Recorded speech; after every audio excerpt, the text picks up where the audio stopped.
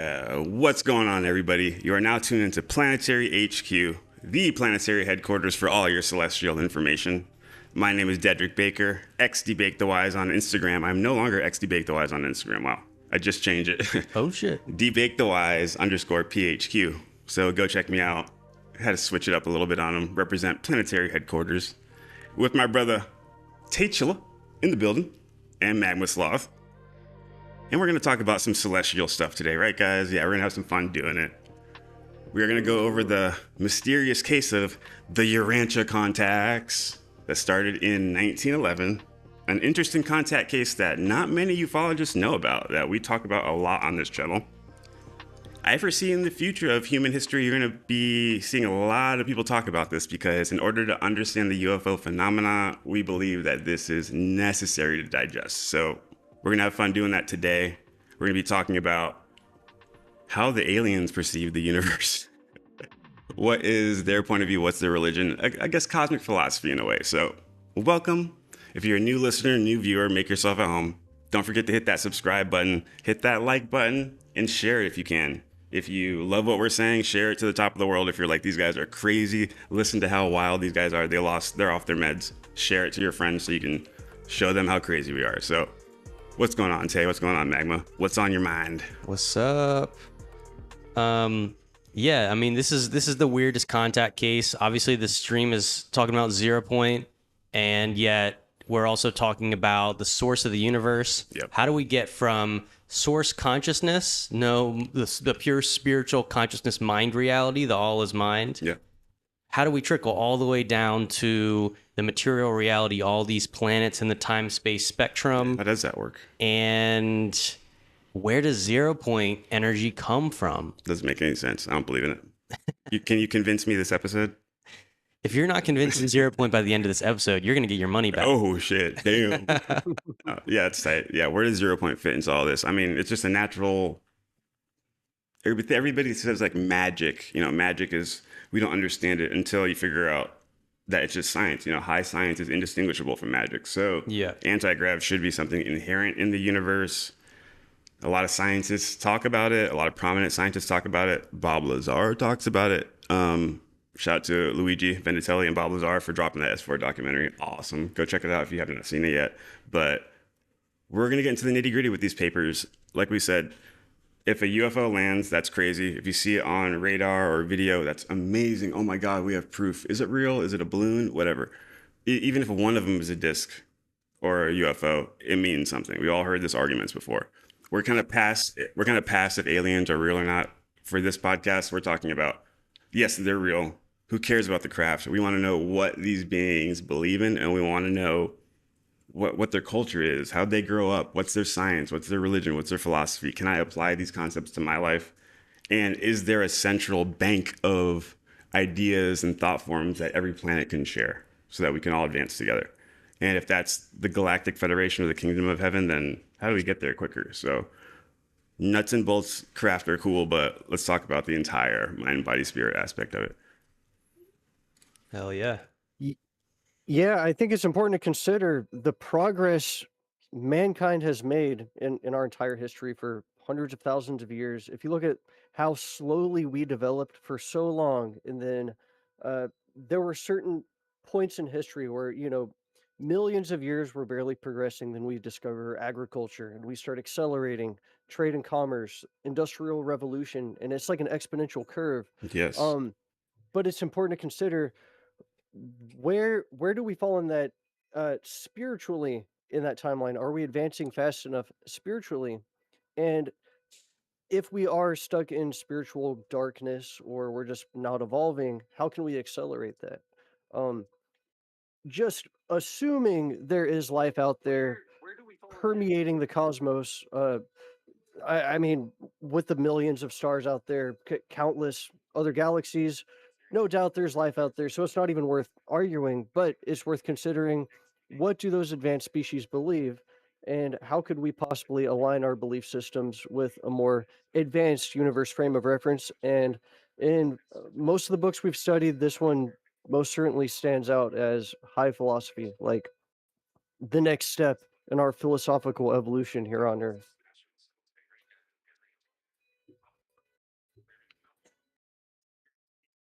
You're listening to the intro too? Just checking all the audio levels. Yeah, same here. That's hilarious. Let us know if the audio sounds fine in chat, but So many yeah. times we run into this. That's why we're first 5 minutes we're like, is it good? Is it good? Okay. But it sounds great. Yeah. It's always the audio. So yeah, we're talking about some celestial information. Okay, baby. The audio sounds good. No technical difficulties. No gremlins in the wires. And, obviously there's this whole thing, the government's hiding anti-gravity. Well, today we're going to show you the non-human intelligence who are giving us the secrets of anti-gravity, giving us a new, classification system to figure out where to look for the anti-gravity. Yep. They don't give us the exact math and the formula because they're not trying to take away from our own evolutionary progress, but they are giving a conceptualization framework so that we understand that, I guess, really all energy is free. Yeah. We just have to know how to tap into it. Mm-hmm. And we're going to check out a secret transmission from the 1900s that is talking about 0 point. Yep. And this is, I think, part 4? Yeah, part 4. So, Yes. Again, jump in with us right now. There are 3 other previous live streams where we start this exact same paper. We're actually finishing this paper. So like I said, really quickly, this is from the Urantia Contacts. Very unique case. We just truly believe it's going to be on the forefront of everybody's tongue once they get over the fact that aliens exist. Because this is the highest and most detailed classification of extraterrestrials known to mankind, bar none. So there's pretty much 196 different contact sessions, and this is the 42nd session, so paper 42. We started it. It's a long paper, and we have 3 other episodes. So this is part 4, if we want to just jump into it. I guess we can give a little background about some anti-grav, or should we just start reading it for the people, And where do we leave off exactly? So Yeah, we're on section 6 here. I mean, if we do a summary, up to section 6, I think that might help people a little bit. Okay. I don't want to be too long on it, Yeah. but Yeah, I could just say so far this paper has been summarizing the evolution of energy into matter, the different forms of matter, the different forms of energy, wave manifestations. We've been talking about uh, the electromagnetic spectrum, gamma rays, X-rays, ultraviolet, all that good stuff. okay. And Yeah, this it's actually paper is talking about how gravity essentially- comes into being, huh? Yeah, it's Okay. like the very development of like primordial pre-energy from Make me ready to post what we would postulate as the That's a 0 perfect. point energy field or the Dirac the direct C. vacuum. Yeah, it's like this infinite absolutum of energy out there that trickles down into our reality, but nothing is ever created or destroyed, with the laws of thermodynamics. But this energy does change form and transmute into different forms of energy. And by understanding this paper, we might be able to crack the code to anti-gravity technology. Yeah. I truly believe it because gravity is an inherent property of the cosmos. We know this as a fact, but if we want to tap into it, and then I guess we just need to figure out the right mechanism to tap into. I know it's a very simple way to say it, but the picture in my mind is like, you can't use gravity unless you understand that this is like a fabric throughout time and space, The paper, the sections that we read before this, it was talking about how there was nothing, it was just like nothingness. And then what, void came from nothing? Right? I think that's what it said. It says in the very top of the paper, I guess. Let's see. I'm trying to see if I have it off the top of my mind, but I guess I'll consult the scrolls. So space potency, yeah, and that's called absoluta. So it's just like the potential, like just nothing. And then after that, there's a force, and they talk about the difference between force and energy. And then energies come from this void. So there's pure potential, and then from the potential, a void gets created. And then in the void, emergent energies start to appear. And the emergent energies, one of them is gravity. And that's where gravity appears, gravitic energy. Once you understand how this gravitic energy manifests in time and space from the entire cosmic perspective, you go, oh, okay, I get how it appears now. Now we can start tapping into anti-grav, if that makes sense. We can't just be like, we like anti-grav, so let's try to figure out how to do it. You have to understand the entire theory and concept of how gravity came into being from the inception point in the cosmos in order to be able to harness it. So Okay, so it's like gravity isn't its own thing, field or something yes. like there's little gravitons causing gravity. Rather, gravity is the effect of um something. It's a That's byproduct of that's what I'm something. trying to say. Like it's hard for me to put into words, but I hope that mental picture kind of stuck for people. I mean, that's what we're doing here. We're at the edge of thought right now. So, um, Yeah. I guess let's dive into it. If anybody wants to start it off, because I'm typing something. Yeah, I can start reading here. So we're getting into classifications of matter, which the Urantia contact proposes that there is a smallest like particle that we can discover. I'm not sure if we're entirely there yet in our current science, because we're kind of getting into that quantum scale of things right now. And but this does say that it puts a name to it called the automaton as the smallest unit of particle that you can break it down to. And so automatons, electrons, and atoms, what is that relationship between these like primal particles which are being manifested from the infinite static absolute, whatever is that always has been, that 0 point field? Because we know that in the universe, everything has parentage, everything comes from something else. And um, therefore, nothing can come from nothing, meaning there is something that always was there, which everything is manifesting from.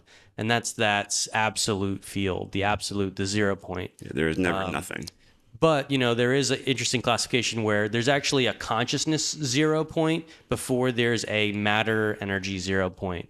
And the matter energy 0 point is kind of tapping into what they call, the space potency. What is all this energy that just exists here in space, and how can we pull that? So while the space charge of universal force is homogeneous and undifferentiated, the organization of evolved energy into matter entails the concentration of energy into discrete masses of definite dimensions and established weight, precise gravity reaction. Okay. Local or linear gravity becomes fully operative with the appearance of the atomic organization of matter. Pre-atomic matter becomes slightly gravity responsive when activated by X-ray and other similar energies, but no measurable linear gravity pull is exerted on free, unattached, and uncharged electronic energy particles or on unassociated automatons. Okay, so what is it saying there? That there's some particles which are uncharged that are not affected by the gravity pull. I guess that, yeah. But then, and this is the pre-atomic stage, which is like pre-charge before it gets charged with the electrons and stuff, right? Because no linear gravity pull is exerted on the free, unattached, uncharged electronic energy particles or on unassociated automatons, right? So that automaton Okay, level so is before it gets like an electronic charge. okay, yeah, so that's what this Yeah, is saying is so this is particles of pre-gravity, matter. pre-electricity. Yeah, it's saying that particles don't experience the effect of gravity unless they become charged. So gravity is kind of an electromagnetic effect, kind of like But it says pre-atomic like matter becomes slightly gravity responsive when activated by X-ray. when activated by X-ray or other Which similar energies. sound is that activate by shooting an X-ray at a pre-atomic matter? Does that create a charge on that matter, which is why it becomes responsive?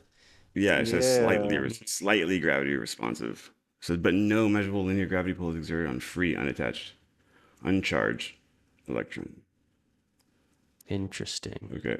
So yeah, you have to have a charge in order to be able to get grasped. The light picture in my mind is that, like, notice how atoms with the revolving, or I guess an atom has the neutron, proton, and then the electrons revolving around the outside, which models gravity, right? It models how planets travel around universes, right? The whole microcosm, macrocosm thing. Yeah. And so it's like by getting a charge, it gets electrons. In some cases, it gets charged with electrons, and then the electrons start orbiting.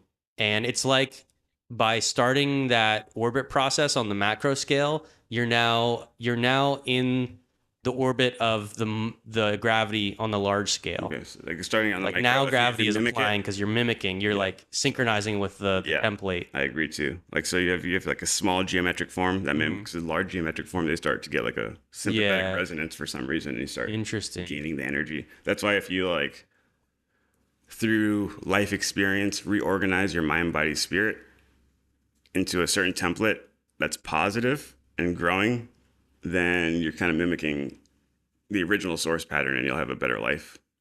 Sounds simple, but that's how it is. I mean, we all have to work on it. Like, I'm riddled with anxiety right now, so I'm trying to work on it. And I'm picturing a whirlpool that is the gravity of space, and then the automatons and pre-matter energy, which are sort of everywhere, are kind of like not yet in the whirlpool, but once they get a charge, then they go in the whirlpool, and they're in the revolution cycle. Yep, there's just like a pool of and then they hit that charge and get sucked down. Yeah. And then maybe they get sucked into physical reality. Maybe that's how unqualified absolute kind of gets qualified. Maybe we're describing that process. And gravitationally trapped light is once it gets the charge? They get the charge and they get trapped. Don't get trapped, fool. So that's why Okay, even yeah, if you go into because- polarity, positive or negative, no matter what, you're gaining polarity. You're getting a charge so that you can get fucking sucked in on accident. And that's the dualistic. That's the Once you're danger charged, of being you're in the dual. That's what they say. The dual There's universe. a danger of going to What you got, Tyler?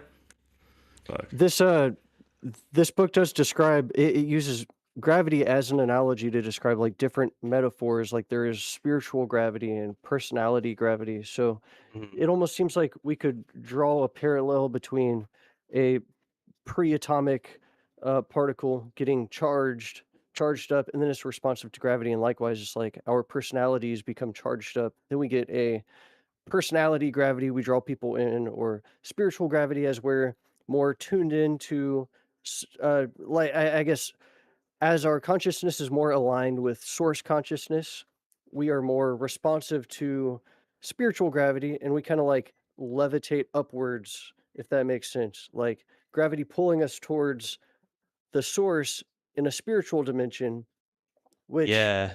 This is moves one us of my around in favorite this concepts world. that I love But I playing. guess, my understanding of spiritual gravity is that it's separate from the material gravity pull, and in our star hop to the center of the universe, by becoming spiritualized and like a pure spirit being, we are. Oh, it looks like my camera went out. We are no longer. Can you check? See if there's anything there. Yeah, by spiritualizing and becoming like a true spirit being, you're basically losing all your charged matter particles, which are still in the whirlpool of gravity, and that actually sort of it pushes you into the gravity field. It's why you stay on a planet and why it's hard for you to fly, because you're in a matter state, and the planetary gravity situation is pulling you towards a planet. But the less material you become, the more or the less gravity has an effect on you. And this is actually necessary to get to the center of the universe, because if all the gravity is exuding from outside the universe or from the center of the universe and pushing you outward, you're like struggling to come into the center of the universe. But when you take on a fully spirit form, which is sort of in that matter, you can exit time and space, which allows you to go to the center of the universe and become make full contact with the source. That makes sense. So two almost opposing forces, spiritual gravity and physical gravity. And yeah, it's interesting to think if we're only responsive to physical gravity like a rock, just some particles got charged, coalesced into matter, and you're just innate matter, you're just a rock. You just sit on the earth, you're not moving around. As you get like a dose of life, so some of the like spark of living energy from the spirit, universe, mother spirit, whatever, you're a little more responsive to spiritual gravity. So like you're an animal, you're moving around, shifting around, irrespective of the physical gravity holding you down. And then by extension, as you become more responsive to spiritual gravity, you're less responsive to physical gravity. So you start defying the laws of nature in a way. I mean, that's kind of what human beings are doing as we develop. And, we're still, there are so many things wrong with this world still, but we are relatively higher on like a scale of spiritual gravity than we were 500,000 years ago or something. So our technology is kind of evidence that we are less held down by physical gravity, if that makes sense. We're able to defy the forces of nature. Um, and then, yeah, as we increase in our receptivity of spiritual gravity, we, it, I guess we start to have more of an influence with other people. I'll show you some Reddit posts if you want. It does seem like we're transcending regular physics as we become more spiritualized. Yeah, that's part of the entire thing, right? Like cosmic civilization, just the way they think. You can't only think in only material growth. You need to think in mental growth and spiritual growth too, right? Yeah, it's like Beverly says, Beverly Adams in the comments here says collective ascension. It is kind of like that. It's like through each other, it takes all of us to ascend. It's Well, a okay, so convoy only moves as fast as the slowest vehicle. exactly. Let's see.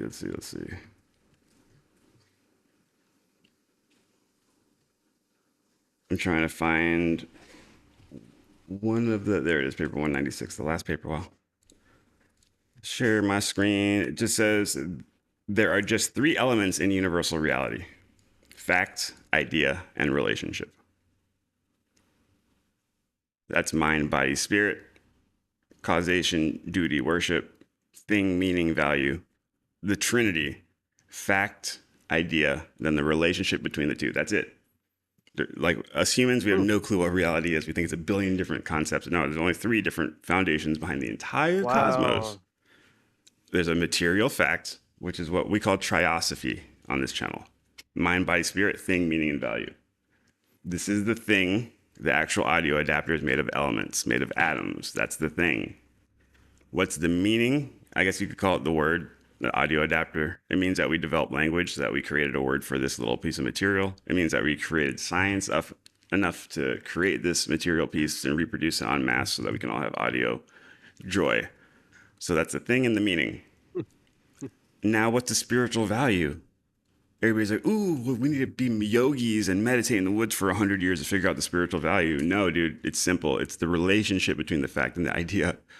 The relationship between the material thing and what I think it is. I can go around and stab someone in the eye with this and kill them. That's a low concept. Or I can make this into the audio piece I use to create the most beautiful piece of music that changed the entire world. And that concept is a lot higher than stabbing someone in the eye, right? So that's the relationship between fact and idea. There are three elements in universal reality: fact, idea, and relation. The religious consciousness identifies these realities as science, philosophy, and truth. Philosophy would be inclined to view these activities as reason, wisdom, and faith. Physical reality, intellectual reality, and spiritual reality. We are in the habit of designating these realities as thing, meaning, and value. So that's cool. That's telling you from the angels' point of view, from the extraterrestrials' point of view. They say, this is how we think. We have a value of designating these things as thing, meaning, and value. So it's such a trip.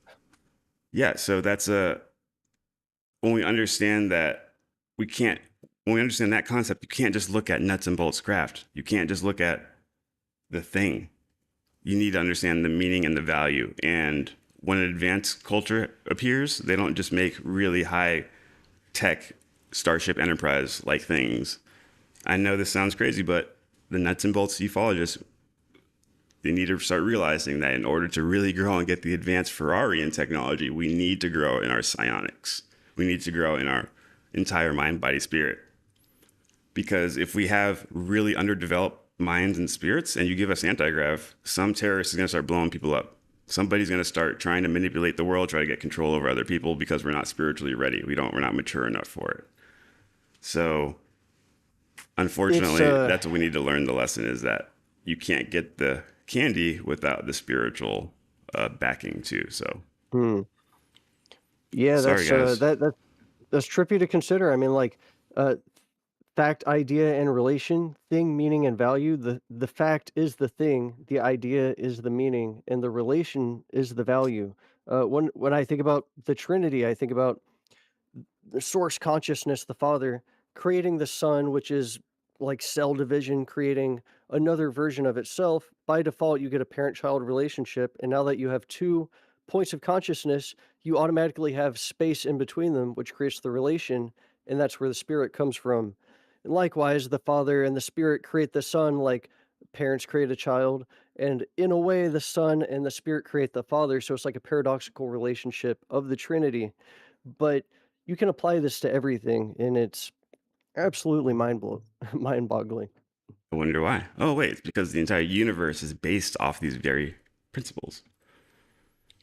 Okay, so I guess let's keep on reading. Taylor, you're reading, right? Yeah, what part were you? I think I. Okay. Yeah. Sorry, Yeah, Taylor well, is dealing with some technical difficulties right now. oh, He's he getting it was back at up. 4263. 4263. I can stop sharing my screen. Cool. Automatons function by mutual attraction, responding only to the circular paradise gravity pool. Without linear gravity response, they are thus held in the universal space drift. Automatons are capable of accelerating revolutionary velocity to the point of partial anti-gravity behavior. Wow. But they cannot, independent of force organizers or power directors, attain the critical escape velocity of de-individuation, return to the puissant energy state. In nature, automatons escape the status of physical existence only when participating in the terminal disruptions of a cooled off and dying sun. Wow.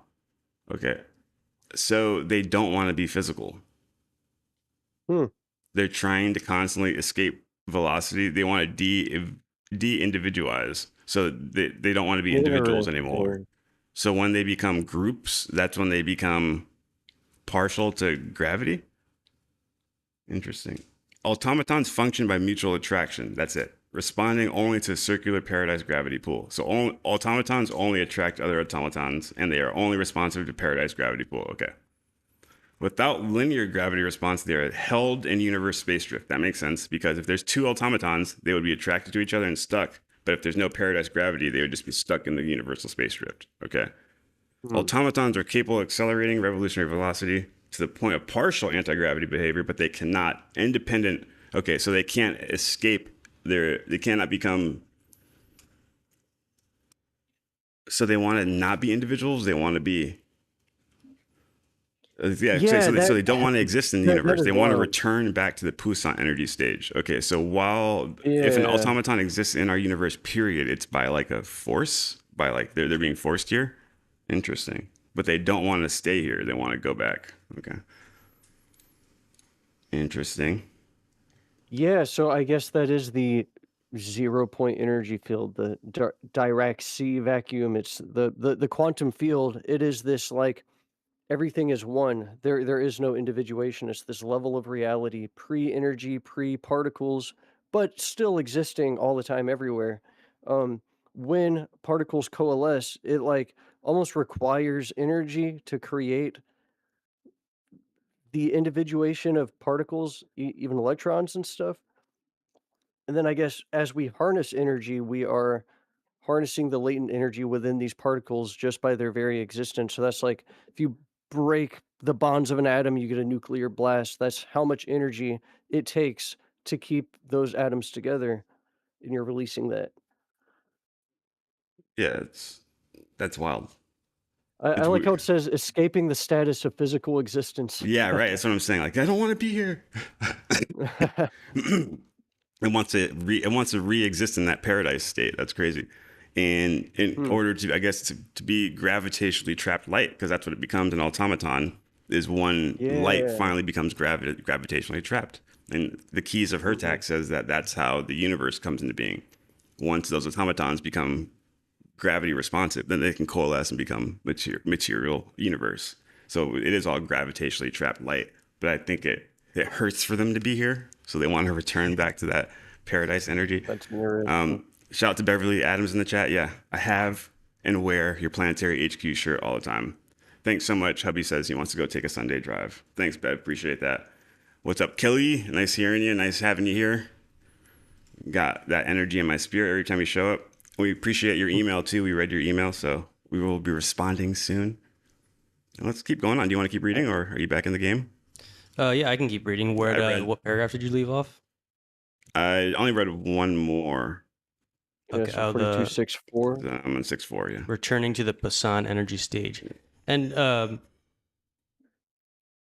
symbolically speaking, humans are also trying to return to some of that Poisson energy, the oneness state. But it's not that the end goal is to merge back in the universe and lose your individuality. So there is a little bit of a difference there. There's this paradox in which we want to get back to the source of the creator because we are an image, we're like a reflection of that source consciousness. But once we get there, we still retain our individuality. And that has been like a long argued point in many religions. Do we lose ourselves when we go to heaven? The Hindu? Yeah, the Hindus kind of like that merging with Brahman idea. And, it's this thing that's like more a little bit in between. We don't lose ourselves. Eternal life, you still get the individual ability to perceive yourself and perceive other selves, but you can also understand the oneness and how you're really connected to everyone else and that you are equal and the same. You could probably even remote view through each other's eyes, share experiences telepathically that like feels like you are the same person, if you're sharing an experience, but you never lose the ability to, to separate off and be a little individual piece of that infinite among the cosmos. So, continue reading here. The automatons, unknown on Urantia, slow down through many phases of physical activity before they attain the revolutionary energy prerequisites to the electronic organization. Automatons have three varieties of motion: mutual resistance to cosmic force, individual revolutions of anti-gravity potential, and the intra-electronic positions of the 100 mutually interassociated automatons. Interesting. I like that, slowing down of many phases before they attain the electronic stage, which is, I guess, is the atomic stage. Because people often describe like consciousness vibrates at a level so high that we can't even measure it yet. It might even be faster than the light speed if you're really measuring the frequency of consciousness. Which is also why when people remote view and do weird psychic things with their mind, time is loose. They see potential realities. They can predict the future. They see all this stuff that it starts to make sense when you go, oh, if they're in a state where their consciousness is moving faster than light, then they're experiencing a form of time dilation, which is why they can see these potential futures, the likely outcomes. It's interesting. And be in this other state where it's like both the past and the future can overlap. And we're like seeing potentials based on the now, but concrete, but you're kind of tapping into it. Right. Yeah, that's my personal opinion at this point in time, that you're seeing the high potentials of things coming in the future. So yeah. Interesting. What you're describing, and really what this paper is describing, is quantum physics. This was just written in around the 30s or something. This was before quantum theory, really. But an automaton would be quanta, or I guess what string theory tries to posit as strings. But one of the cool things Joe Dispenza talks about with quantum theory is wave function collapse and how you can collapse future potentials. That there's a likelihood of certain events occurring, but if you, I mean, really, for lack of a better term, manifest it. You can manifest that shit. If you imagine you yourself in your dream situation, your dream job, whatever, dream household, and you imagine that is where you already are and it's already happened, and you're grateful to the universe for that already happening, that uh, potentiality becomes real and the universe responds as if it is real, and so you are more likely to collapse that potentiality, that wave function collapse into reality. So yeah, we're living in a quantum world. That makes sense. Yeah, it's like how much uh, personality energy do you want to put towards the task? Because you can almost get anything done, but most people give up halfway through. I don't want to do it anymore, you know? And like, I guess you didn't put the prerequisite amount of energy in. But if you really want to get something done, you'll probably put the amount of energy in and then it'll manifest. Oh my God, it's a trick to manifestation. Yeah, Who would have yeah. thought the trick is you just fucking work hard and do it and keep doing it and keep Yep. iterating until you fucking get it done. And then you're like, wow, I did it. And then people ask you, so how'd you do it, man? And you look at them, bro. Oh, you just fucking do it. Duh. That's the trick to everything. It's like Shia LaBeouf. Just do it. You know, just fucking do it. Yep. And there's like, you know, like the whirlpool waves where on a cycle it sends a new wave out. That's basically what the universe is doing to you. It's sending out these pulses of gravity waves, and you feel like you're here trapped on this planet. But as you spiritualize, as you just do it, you learn to sort of ride the wave of that gravity, but also you have the discipline to complete actions in time and space instead of just getting bashed by this wave because you're out of alignment, you know? Yeah. So align with the frequency of the wave, use the discipline, get out there and just do it, and keep doing it until it's easy as pie. What's up, Yes. Shane Tyler 1111 In HQ? there. I love That's that. our brother channel, 1111 I HQ. ordered a Check it shirt. out. Our little brother. Says I ordered a shirt, but it was too small, so my daughter wears it. Coolest kid in 4th grade. Heck yeah, she is. Nice. Walking around 4th grade representing advanced cosmic Look at you, knowledge. Jack Shane. All right, keep reading. Just do it. Cause and effect. Let's Just see. do it. Cooled off. The automatons unknown on Urantia. Oh, slow down. Okay. Mutual attraction holds 100 automatons together in the constitution of the electron. Oh, interesting. And there are never more nor less than 100 automatons in a typical electron. There you go. Wow, Hint it's right in the there. electron. Okay. I don't think we do. We know the breakdown. Have we started breaking down an electron in our current understanding? I don't think so. No. But I knew they were in the electron. Yeah. Yeah. Electrons are made of automatons.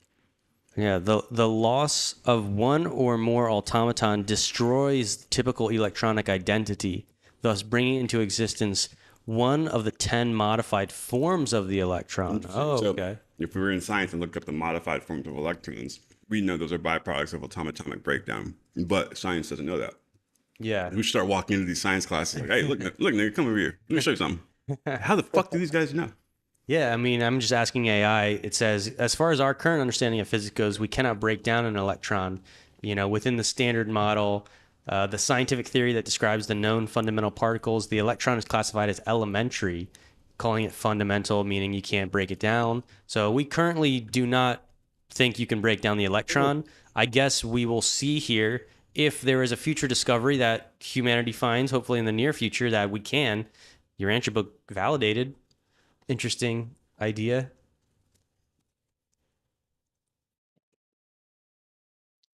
I like it. James With a Brandon mouthful Gooch of sandwich says, in me. example, we're using carefully tuned lasers to excite atoms in lattice structures in an effort to create a sort of field effect that we can operate within. Did we use magic? No, just nature. Yeah, yeah. So Magic is our conscious understanding and manipulation of nature. But magic just means that we don't fully understand it yet, so we call it magic. Like Heck yeah. alchemy became chemistry. or Alchemy. mind over matter, you know, weird remote viewing things that makes us feel like it's magic, but it really just means that the universe started with consciousness. Therefore, consciousness can override the lower material laws, as the Hermetics would say. The higher law rules over the lower law. Yeah, it's like the back door, the admin password. You can't get rid of that, you know.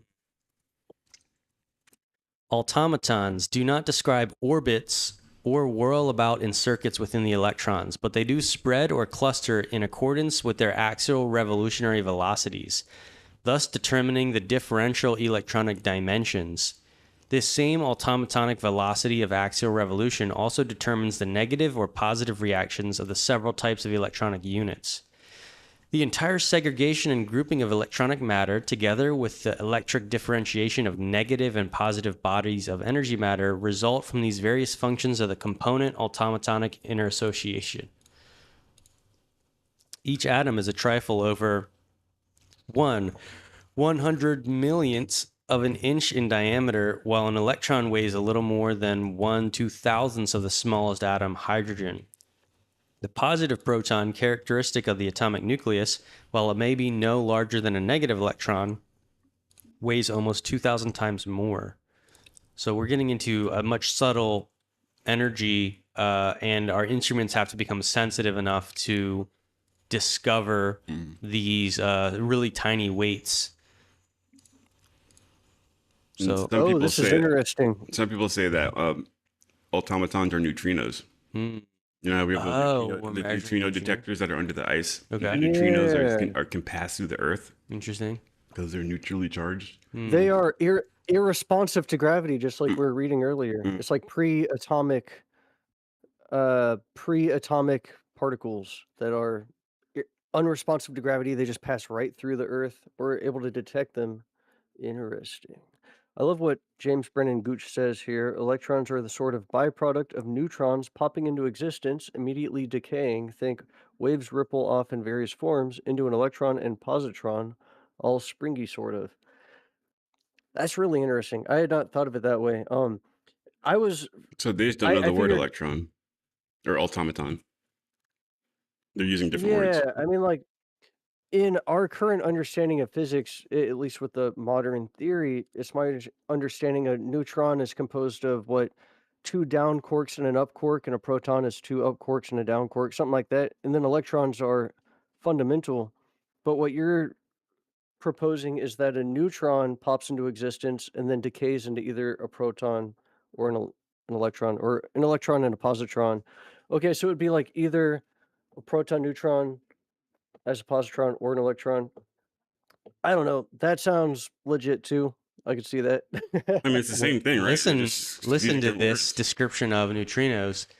Neutrinos are often called ghost particles because they're difficult to detect, fundamental particles that play a crucial role in our understanding of the universe, yet they pass through ordinary matter, including you, by the trillions every second. So the breakdown, electrically neutral. Unlike electrons or quarks, neutrinos have no electric charge. Because they are neutral, they are not affected by electromagnetic forces, which is why they don't bounce off atoms, which would also explain why they're going like through the planet.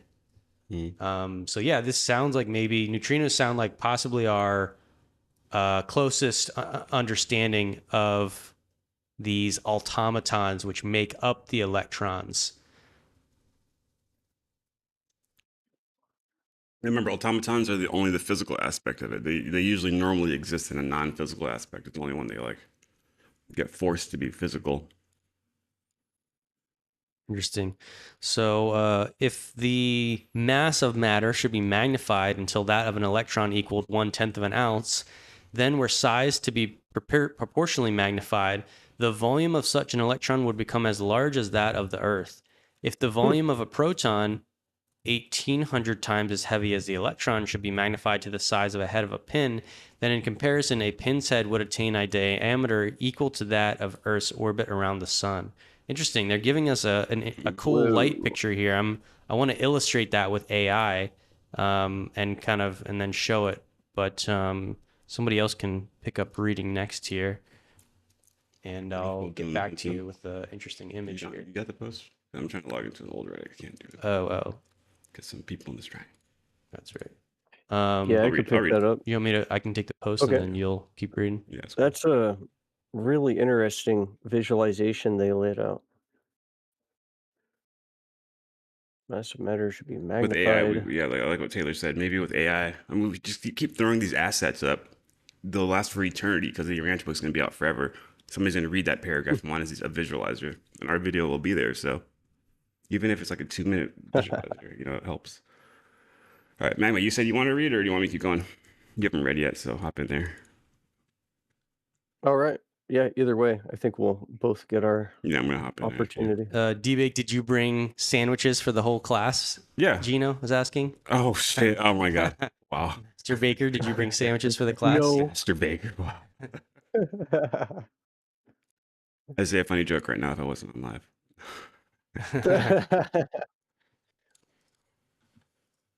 All right. I can pick up 7, atomic matter. The formation of all matter is on the order of the solar system. There is at the center of every minute universe of there's at the center of every minute universe of energy a relatively stable, comparatively stationary nuclear portion of material existence. It's interesting they put it that way. Every minute universe of energy. Yeah. It's a And that's universe of energy, but it's minute. well, I You know, mean, a they're using that double as take like above, that. so below, like an Yeah, atom, yeah. the solar system, a galaxy, the cosmos. And I like how they're using a universe, the macro term for the micro, right? Oh, that's beautiful. Yeah. This The central Baphomet. unit Should I do is the in Baphomet symbol? Uh-oh. hell no. He's Illuminati confirmed.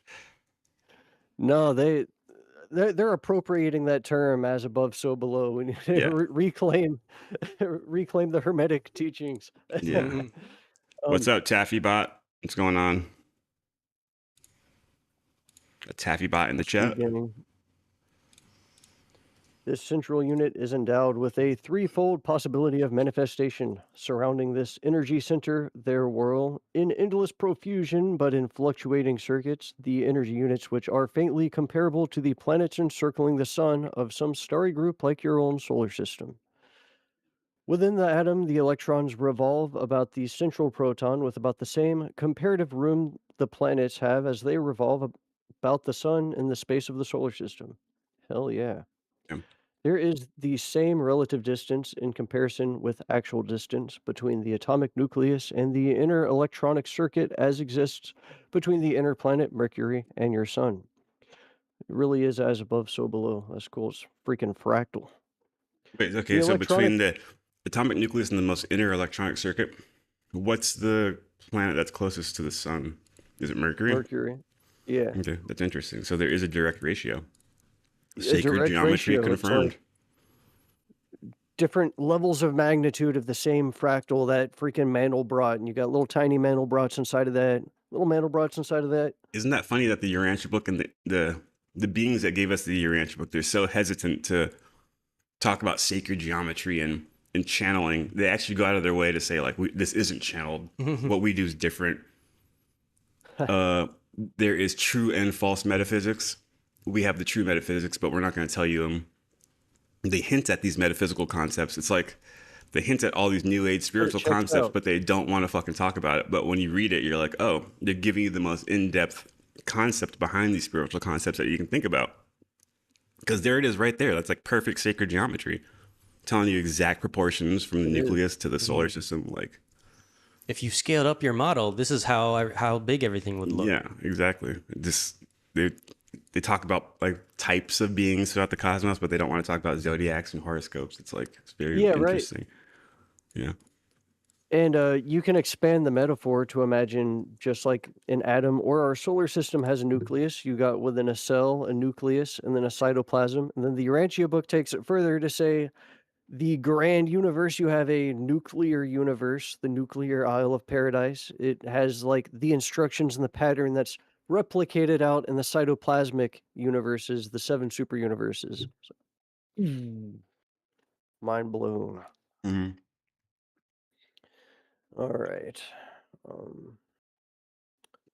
The electronic axial revolutions and their orbital velocities about the atomic nucleus are both beyond the human imagination, not to mention the velocities of their component ultimatons. The positive particles of radium fly off into space at the rate of 10,000 miles a second, while the negative particles attain a velocity approximating that of light. Whoa. Negative. Oh, that's Negative cool. particles. Why? Yeah, of radium. So Well, I guess I'm it's guessing because the describing negative like attaches. radiation. It like attaches. Like magnetically, for like repulsion and attraction. So why I'm sure. does the negative particles of radium project faster than the positive particles? Is because particles have more mass? I don't know. I think it I mean, talked earlier about 10,000 miles. the negative electron mass is a little bit different than the positive, although I think it said that a couple Okay, paragraphs up. how about this? What is the difference between 10,000 miles a second and approximating the speed of light? Oh, I couldn't tell you, bro. I don't know. Like if they both went by me, I'd be like they both look the same. I don't know. Yeah. You won't be able to perceive either of them. Yep. All right. The local universes are of decimal construction. There are just 100 distinguishable atomic materializations of space energy in a dual universe. That is the maximum possible organization of matter in Nebadon. These 100 forms of matter consist of a regular series in which, from 1 to 100, electrons revolve around a central and relatively compact nucleus. It is this orderly and dependable association of various energies that constitutes matter. Not every world will show 100 recognizable elements at the surface, but they are somewhere present, have been present, or are in process of evolution. Conditions surrounding the origin and subsequent evolution of a planet determine how many of the 100 atomic types will be observable. The heavier atoms are not found on the surface of many worlds. Even on Urantia, the known heavier elements manifest a tendency to fly to pieces, as is illustrated by radium behavior, or element 115. Stability of the atom depends on the number of electrically inactive neutrons in the central body. Chemical behavior is wholly dependent on the activity of the freely revolving electrons. In Orvanton, it has never been possible naturally to assemble over 100 orbital electrons in one atomic system. When 101 have been artificially introduced into the orbital field, the result has always been the instantaneous disruption of the Whoa, central proton with the wild dispersion of the electrons and other liberated energies. that's weird. They're giving us like hints on celestial science in all of your grand universe or Vonton. It's never been possible to assemble 100 orbital electrons in one atomic system. Naturally. Naturally. Oh, okay, yeah. So they could do it with like force organizers and like master physical controllers. So angels could probably force it. Or like how we use Yeah, the it says. LHC, the Large Hadron Collider, to force like Yeah, elements for like a split second, but they're not naturally occurring. Okay. you're right. Then they dissolve. So maybe element 115 is a way of creating a Yeah. stable atom with 115 electrons. But as soon as you release that artificial hold, it radiates apart, I guess. But what if there is a way to like slow that down and crystallize it artificially? So element 115 could exist, it's just not naturally occurring. It God, had to that'd have be been weird. artificially What if these created. crafts only work on elements that don't even exist? Right? They're not even But natural you have to elements. create a field, certain conditions to force it to exist just for a split second so that you can run your ship. And then you can like create that state constantly.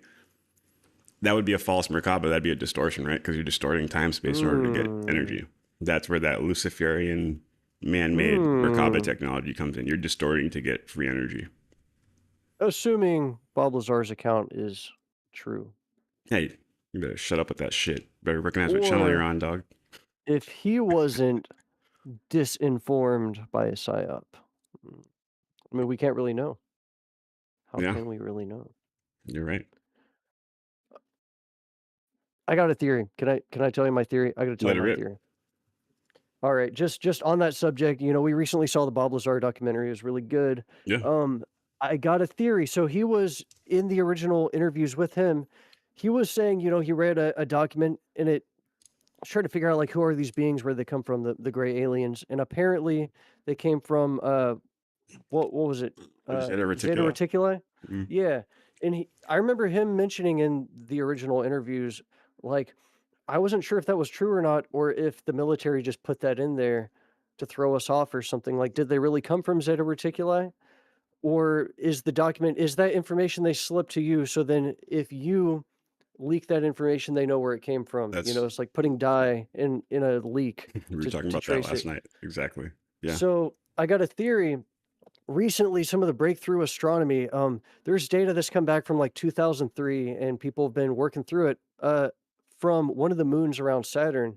It is an icy world that's ejecting plumes of steam into space, and apparently there is an entire warm internal ocean on this moon. I forget the name of the moon, Okay. but it's a moon Where around is it Saturn. around? Saturn, not Io. No, It's one of the moons of Saturn. Yeah.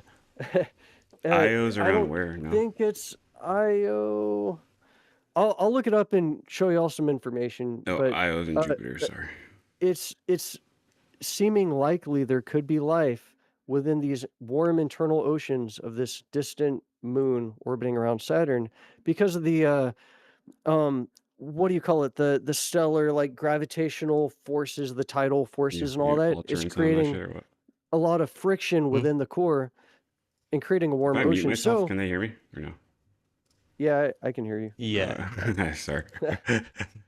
I was gonna say, what if the Greys actually came from this moon? And the big secret is they don't want us knowing where they came from. So the aliens are psyoping us to believe To that they believe came they're from from, Zeta Reticuli because they don't want us to blow up their whole spot. They could be the right? non-breathers Exactly. Why would they tell us within where they're close from? proximity to Doesn't us. make any sense.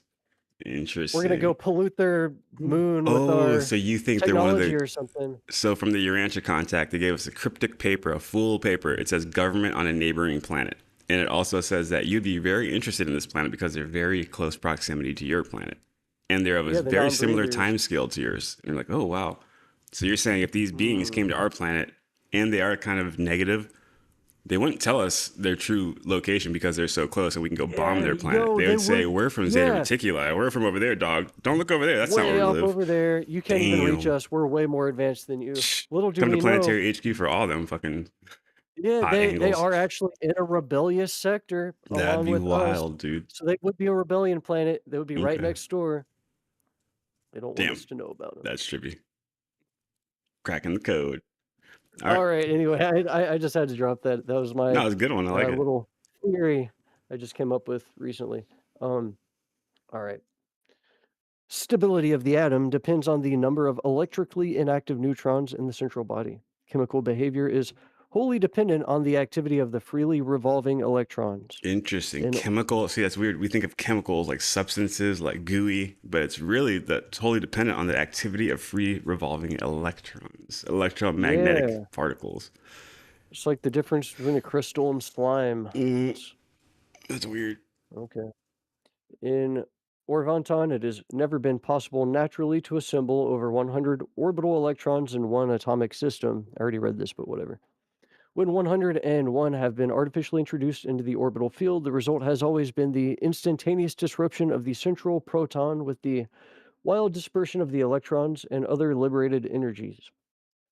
While atoms may contain from 1 to 100 orbital electrons, only the outer 10 electrons of the larger atoms revolve about the central nucleus as distinct and discrete bodies, intactly and compactly swinging around on precise and definite orbits. The 30 electrons nearest the center are difficult of observation or detection as separate and organized bodies, so it's more like clouds of potentiality, orbital fields. This same comparative ratio of electronic behavior in relation to nuclear proximity obtains in all atoms regardless of the number of electrons embraced. The nearer the nucleus, the less there is of electronic individuality. The wave-like energy extension of an electron may so spread out as to occupy the whole of the lesser atomic orbits. Especially is this true of the electrons nearest the atomic nucleus. The 30 innermost orbital electrons have individuality, but their energy systems tend to intermingle, extending from electron to electron and well nigh from orbit to orbit.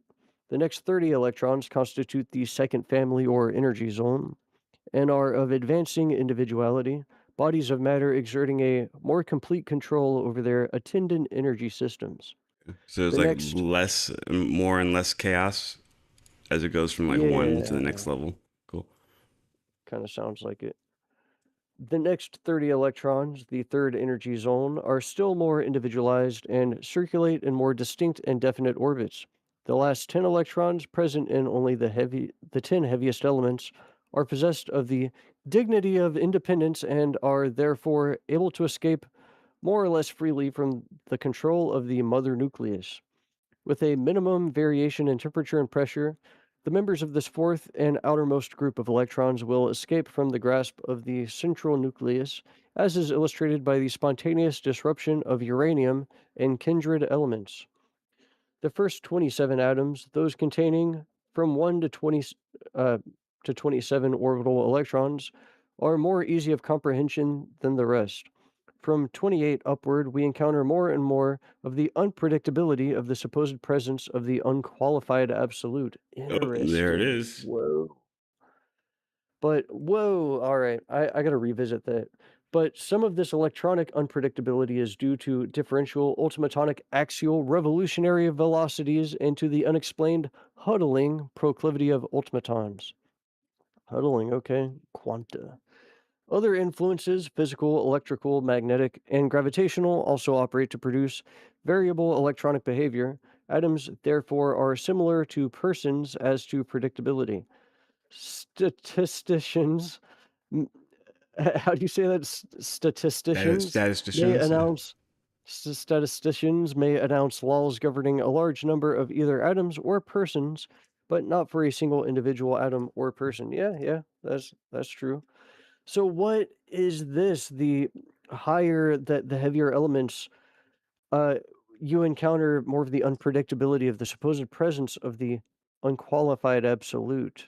So that's like the non-deity absolute. So it's just saying like it's the heavier Pure atoms are energy. less predictable. Yeah. Yeah. Yeah, they're less in our physical reality and they're closer to the higher reality. So they shatter. There's no need to crystallize in time and space. They want to go back into that puissant stage. Uh-huh. Okay. Let's see. Existence hurts to them, like we said before. Existence hurts. Yeah, that's why they radiate, throw off all their little particles. That's trippy. So that's kind of cool. And that's kind of what I was talking about before. Like an automaton, they don't want to exist in this reality. They want to exist in that puissant stage. So I was conjecturing, is that the unqualified absolute? Like, is that bridge when they want to go into that pure energy and they flip into the automatomic stage in our physical reality? That's almost like unqualified becoming qualified. Unqualified absolute becoming universal absolute, because it's now locked into the universe for time space sandbox play. And then it gets unlocked and goes out into the unqualified absolute, which is non-tangible to us. So it's like they're able to jump the gap between qualified and unqualified absolute. Interesting. I know these are deep concepts, people. We will do another episode about what we're talking about later. How's it coming over there, Taylor? Everything cool? Oh, yeah. All right. I guess I'll pick it up. Atomic cohesion. And how far have we been going so far? Like an hour into the stream? What are we, Taylor? Let's see what OBS says. Yeah. a Yeah, little about over an hour. Nice. Hope you guys are enjoying so far. I know this is a lot of science stuff, but this is what you gotta learn. If you want the UFOs, This is what you know gotta how they learn. work. I guess maybe because we're in a good spot, we can show some people some threads. Maybe actually give me a little bit more paragraphs. But Yeah, you're gonna read it a little bit. yeah. Okay. Atomic cohesion, number 8. While gravity is one of several factors concerned in holding together a tiny atomic energy system, there is also present in and amongst these basic physical units a powerful unknown energy, the secret of their basic constitution and ultimate behavior, a force which remains to be discovered on Earth. This universal influence permeates all the space embraced within this tiny energy organization. The interelectronic space of an atom is not empty. Throughout an atom, this interelectronic space is activated by wave-like manifestations which are perfectly synchronized with electronic velocity and ultimatonic revolutions. Wow. The Keys of Enoch talks about this like a lot. The space in between electron shells, there's actually like wave-like, like crystalline Whoa. cymatics, he says. And he says this is how your cell operate too. Remember I told you about that? Like, if you look at a cell, there's a nucleus of a cell, and then there's a bunch of cytoplasm jelly, and then there's a cell wall. That's the cell membrane. The cell membrane is semi-permeable, which means it excretes waste, piss and shit can go out, but nutrients and food can come in. That means permeable. There's little holes in it. So on the outside membrane, there's holes, and then there's all that jelly called cytoplasm. And in the jelly is floating organelles, little organs that the cells use to live. One of these organelles, DNA, RNA's in there. Everybody knows the mitochondria, the powerhouse of the cell. The mitochondria is what takes the food that you eat and it converts it into ATP, adenosine triphosphate. So every single time you eat food, all of your cells are converting that food into ATP, adenosine triphosphate. Very important. So if you zoom in on the cell wall of the organelles, and if you zoom in on the cell wall on the interior of the membrane, there's a bunch of little holes, and we were able to pick up different acoustic resonances off of every individual hole in the wall, okay? The cell can modulate the resonance of every single hole in the semi-permeable layer at will. And once it would modulate the gradients, positive on the north side and negative on the south side of the cell, the cytoplasm, the jelly inside of the cell would crystallize into a different shape, like a different snowflake pattern. And the snowflake pattern would open up different channels, and the nutrients would go through the channels. So food would go through it. Then say it needed to take a shit and go to waste. So the cytoplasm would cymatically shift to a different snowflake pattern. Different highways would open up and the shit would leave. So we'd have different cymatic snowflake dispositions, sacred geometrical crystalline dispositions based on what function it needs to do, such as piss, eat, whatever. That is interesting. That's showing how our cells work. And it's also using the exact same mental concept is what it's talking about for the inter-electronic space between atomic nodes is not empty. Those are cymatically changing constantly. So the cells themselves are adjusting. You know what you're describing? It almost sounds like the microtubules are almost exactly. like little it is the resonant tuning forks or something. Yes, exactly. Or like antennas, and the microtubules are shaking the jelly to make that cymatic field. Yes. That's trippy. Exactly. That's wild. And that's also what happens within the electron shells that are perfectly synchronized with electronic velocity and automatonic revolutions. So that's really cool. This force is not wholly dominated by your recognized laws of positive and negative attraction. Its behavior is therefore sometimes unpredictable. This unnamed influence seems to be a space force reaction of the unqualified absolute. The charged protons and the uncharged neutrons of the nucleus of the atom are held together by the reciprocating function of the mesotron, a particle of matter 180 times as heavy as the electron. Wow. Without this arrangement, the electric charge carried by the protons would be disruptive of the atomic nucleus. So I guess the mesotron is basically a gluon. It's the same thing. Yeah, I guess so. I don't really know exactly. Gluon. Because gluons are supposed to hold the neutrons and protons together. And in this case, that's what the mesotron is doing. So it's... Yeah, I'm sure the people who discovered the gluon didn't read the Urantia book, so they picked their own word. Asking Google, mesotron typically refers to two vastly different things: a massive 6-foot party sandwich from Mason Sandwiches, or the historical 1930s name for a subatomic particle. Nice. All right. 1930s name. Wow. Okay. Shout out to the chat. Shout out to the chat. 4 viewers, 40 views. That's what's up. So trying to hit that super chat goal, 0 to 5. We're gonna add another chat to the stream if we get 5 super chats. Let's see if we can get it popping. The charged protons and uncharged neutrons of the nucleus of the atom are held. I already said that. Okay. As atoms are constituted, neither electric nor gravitational forces could hold the nucleus together. The integrity of the nucleus is maintained by the reciprocal cohering function of the mesotron, which is able to hold charged and uncharged particles together because of superior force mass power and by the further function of causing protons and neutrons constantly to change places. The mesotron causes the electric charge of the nuclear particles to be incessantly tossed back and forth between protons and neutrons. At 1 infinitesimal part of a second, a given nuclear particle is a charged proton and the next an uncharged neutron.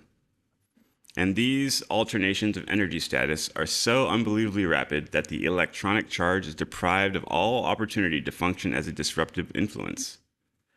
Thus, does the mesotron function as an energy carrier particle, which mightily contributes to the nuclear stability of the atom.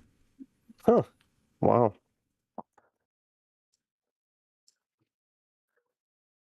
Okay, that's weird. So there's another force they're saying that's holding this all together. So what's a mesotron? Have we figured that out yet? No, that's just. Do we still teach that in schools or what? It's my understanding that's a gluon. Uh, a meson is a subatomic particle made of one quark and one antiquark bound together by the strong nuclear force. They are highly unstable and act as the glue that binds protons and neutrons No. together inside the nucleus. Okay, so we already know about them. Yeah, I think they just kind of go by a slightly different name now. What's the Oh, a difference between a muon. Oh, meson and a mesotrons are now gluon? called muons. Okay, muons. That's Okay. a muons, gluons. I've heard of that. And J.J. Hertak uses muons in his book like over and over again. Okay.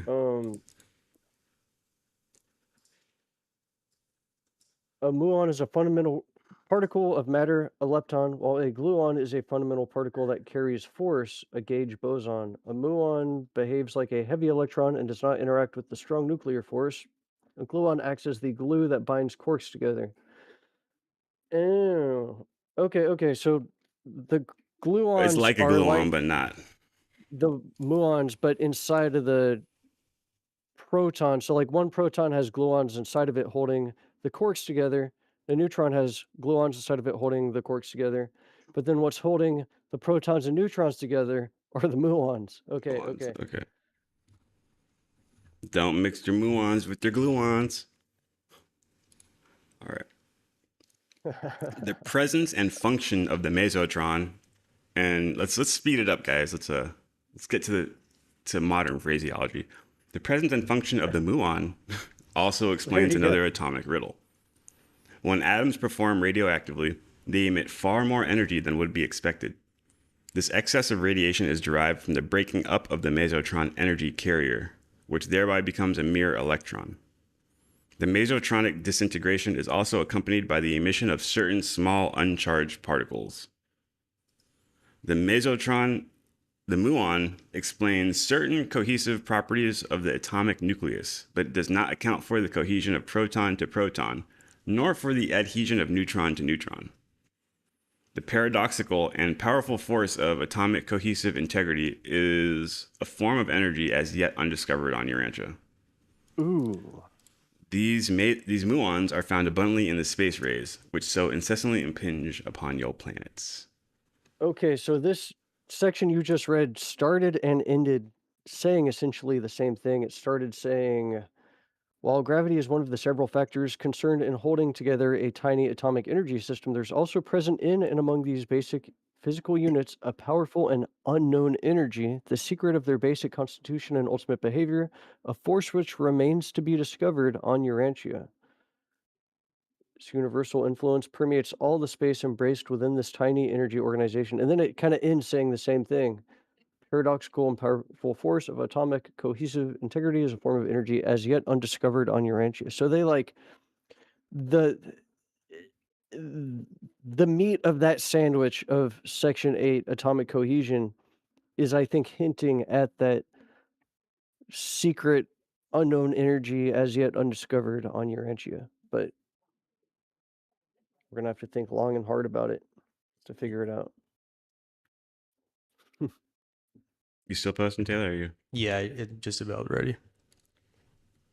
to read or you Oh, am I up for a no. read? We gotta keep just finish that. That's more important. You want to go magma? You're up. No, he's making some posty posts Oh, for the yeah. stream. So if you want to take over, All right, I got it. get some more people in the 9. stream. Natural philosophy. Religion is not alone dogmatic. Super chats. Oh, nice. Religion is not alone dogmatic. Natural philosophy equally tends to dogmatize.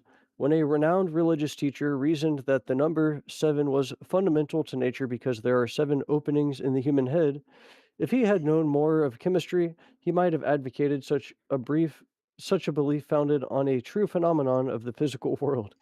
There is in all the physical universes of time and space, notwithstanding the universal manifestation of the decimal constitution of energy, the ever present reminder of the reality of the sevenfold electronic organization of pre matter. The number 7 is basic to the central universe and the spiritual system of inherent transmissions of character, but the number 10, the decimal system, is inherent in energy, matter, and the material creation. Nevertheless, the atomic world does display a certain periodic characterization that recurs in groups of 7, a birthmark carried by this material world indicative of its far distant spiritual origin. This sevenfold persistence of creative constitution is exhibited in the chemical domains as a recurrence of similar physical and chemical properties in segregated periods of 7, when the basic elements are arranged in the order of their atomic weights.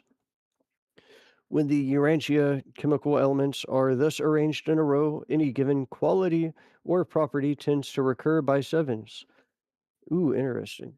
This periodic change by 7s recurs diminishingly and with variations throughout the entire chemical table, being most markedly observable in the earlier or lighter atomic groupings. Starting from any one element, after noting some one property, such a quality will change for 6 consecutive elements, but on reaching the 8th, it tends to reappear. That is, the 8th chemically active element resembles the first, the ninth the second, and so on. Such a fact of the physical world unmistakably points to the sevenfold constitution of ancestral energy and is indicative of the fundamental reality of the sevenfold diversity of the creations of time and space. Man should also note that there are 7 colors in the natural spectrum, but not all the suppositions of natural philosophy are valid. For example, the hypothetical ether, which represents an ingenious attempt of man to unify his ignorance of space phenomenon. The philosophy of the universe cannot be predicated on the observations of so called science. If such a metamorphosis could not be seen, a scientist would be inclined to deny the possibility of developing a butterfly out of a caterpillar. Physical stability associated with biologic elasticity is present in nature only because of the well nigh infinite wisdom possessed by the master architects of creation. Nothing less than transcendental wisdom could ever design units of matter which are at the same time so stable and so efficiently flexible.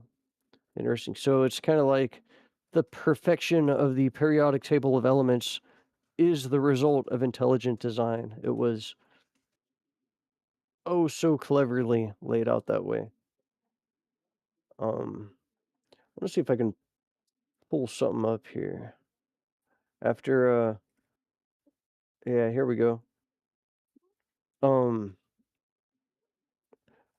Taylor, I want to share my screen Yeah, I got if you. you're able to pull Pull it up. that Yeah, up. and sorry, I'm a bit absent. I'm kind of diving into a couple essential quotes to make this neutrino automaton connection because there's something very strong here.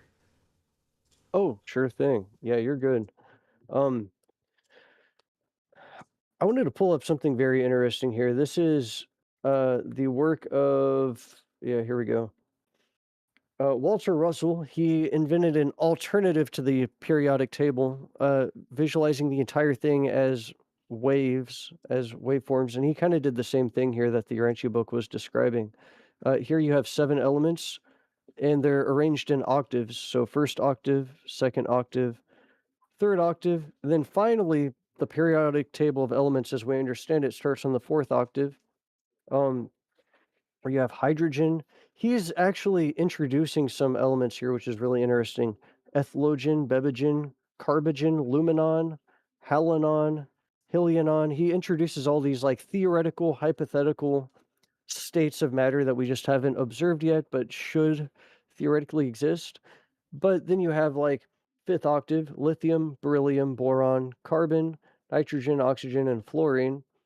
And then likewise, you just go up an octave. So where you have lithium here, you go up an octave to octave 6, and you have sodium, which has similar properties. Then magnesium would display similar properties to beryllium, aluminum with boron, silicon to carbon. I mean, that kind of makes sense, right? Talk about carbon being a good element for life.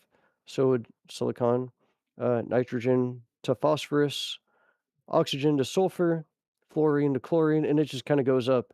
You got the seventh octave starting with argon, and it just kind of keeps going. But very interesting what the Urantia book is talking about similarities between the each like every 7 elements. And Yeah, that's like the Walter periodic Russell, table. What's that law called or whatever? the law of periodic tables, I don't know. The law of octaves, something like It's that. I don't like know. every 7. Yeah, that's what this paper, the section I was just reading, Yeah. that's what it was talking about. And I was like, you know what? I've encountered this somewhere. It was Walter Russell. Very interesting.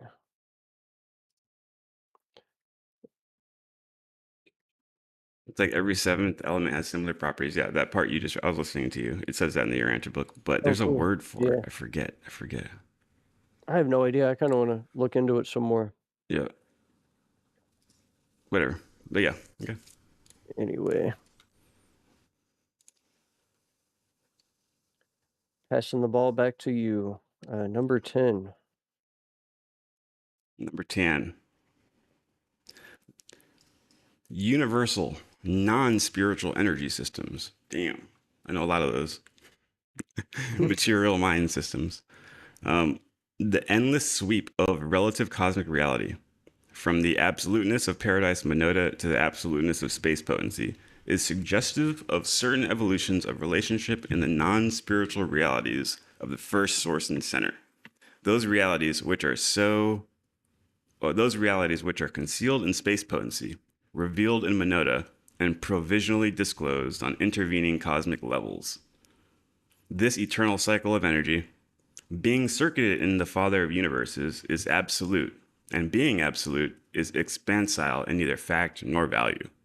Nevertheless, the primal Father is even now, as always, self-realizing, of an ever-expanding arena of time and space, and of time and space transcended meanings, an arena of changing relationships wherein energy, matter, is being progressively subjected to the over-control of living, and divine spirit through the experiential striving of living and personal mind. The universal non-spiritual energies are reassociated in the living systems of non-creator minds on various levels, certain of which may be depicted as follows. This is interesting, right? I guess this is talking about Yeah. just straight energy. That's it, just straight pure energy. The oh man. So I know like Wait, the non-spiritual spirit energy. So that means there's no value? universal non-spiritual energy systems, material mind systems. So this is talking about like um we have this is basically talking about artificial intelligence in nature, like mind as an emergent property of nature Yeah. in a way. Like, Because we understand from the Urantia book, the conjoint actor, the third member of the Trinity, the Holy Spirit, is the source of mind, also basically the source of space, that's and weird. it is through the imagination of the third member of the Trinity that we exist. Yeah, Our yeah. actual bodies and atoms are like the memories being remembered by the mind of the conjoint actor, and it is also the source of mind that we're tuning into. So the evolution of animals, they're tuning into higher levels of the adjutant mind spirits, and a human being can actually tune into like all 7 of the adjutant mind spirits. Yeah, So I that's think what they're that's what using this is as an going on. example for the next one, adjutant mind spirits, yeah. Evolving Morantia minds, the cosmic mind. All right, so here are Interesting. some examples right here. So pre-adjutant mind spirits, this level of mind is non-experiencing, and on the inhabited Hmm. worlds is ministered by the master physical controllers. This Whoa. mechanical mind, the non-teachable intellect of the most primitive forms of material life. But the non-teachable mind functions on many levels besides that of primitive planetary. Whoa, it's talking about freaking AI right there. But like we couldn't have understood that in the 30s, so it's giving us a Hold hint. on. And it's like Just there always jump into AI. it This is is. mechan. That's what I'm saying. I They're mean, saying it's there's a mechanical form of like computational mind yeah, that saying this is a extends beyond mechanical just mind, that the area. non-teachable intellect of most primitive forms of material life. And then it's go if you go to the Adjective Mind Spirit papers, it talks about like corals and stuff being mechanical minds, you know. So like before we jump to conclusions. But it says, but the non-teachable mind functions on many levels beside that of primitive planetary life. Yeah, so Interesting. I It think could of that apply. like When yeah, you, yeah, of yeah. course. I think if we want to lean the other way, I mean everything is fucking part of it, I guess. But like I think of it more as like if I'm flying my TR-3B throughout the universe and I go to the deep corner of the cosmos and I see like a big rock formation of swirling rocks in a sacred geometrical pattern, I'm like, okay, that's weird. It's definitely intelligent. Something's guiding it. It's minded, but there's probably no spirit there. It's just like a Whoa. vast organization of rocks and stuff that are following highways for resource management and material. There's no spirit there, but there's a mind there. I think that's closer than your Oh, like AI all like that's quickly. a cool thought. I was thinking like in the 30s, people were just starting to uncover electric circuits and basic computing, and maybe they're saying there's like a mechanical aspect to intelligence to create like a calculator kind of thing. So I mean, they would have had like vacuum tube computers around the time this book was being written, so they were like on the cusp of uncovering mechanical mind. And like you're saying, like highways of rocks moving through space, I think the Urantia book says there's a component of mind and intelligence that is like a mechanical material version just running the cosmos kind of. Yeah. Mechanical, Pretty cool. non-teachable. But because it says the word mechanical, is that what you're saying? Yeah. Okay. Yeah, and I mean, AI would be non-adjutant is what I've thought before, that it's not tapping into the cosmic mind levels. I guess this pre-adjutant level, um, Yeah. and I'm not sure. Maybe we can correlate that. There is later, it talks about the Frandalanks as living machines, living entities. Yeah, exactly. Yeah. And So this and is that's what I'm saying is like AI will never be uh like a spiritual being embodying a personality because it is just artificial mechanical level mind. You actually yes. need the adjutant mind spirits to get like personality. Yeah. I'm just saying.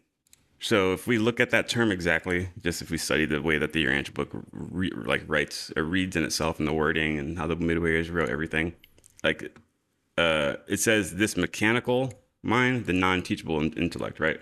So mechanical, non-teachable. It says it right there. If you type into that through the search bar, it uses that term multiple times throughout the Urantia book. It says mechanical, non-teachable, and it uses that as a classification of types of animals.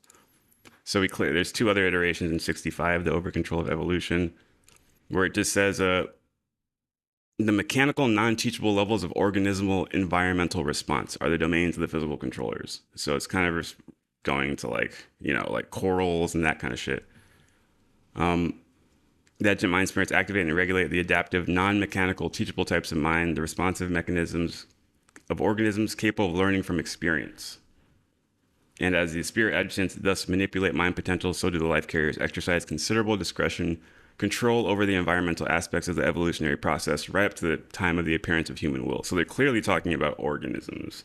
And then, like they elsewhere in the Urantia book, it says organisms are inherently active. So they make a difference between organisms and something else. I forget. So it's like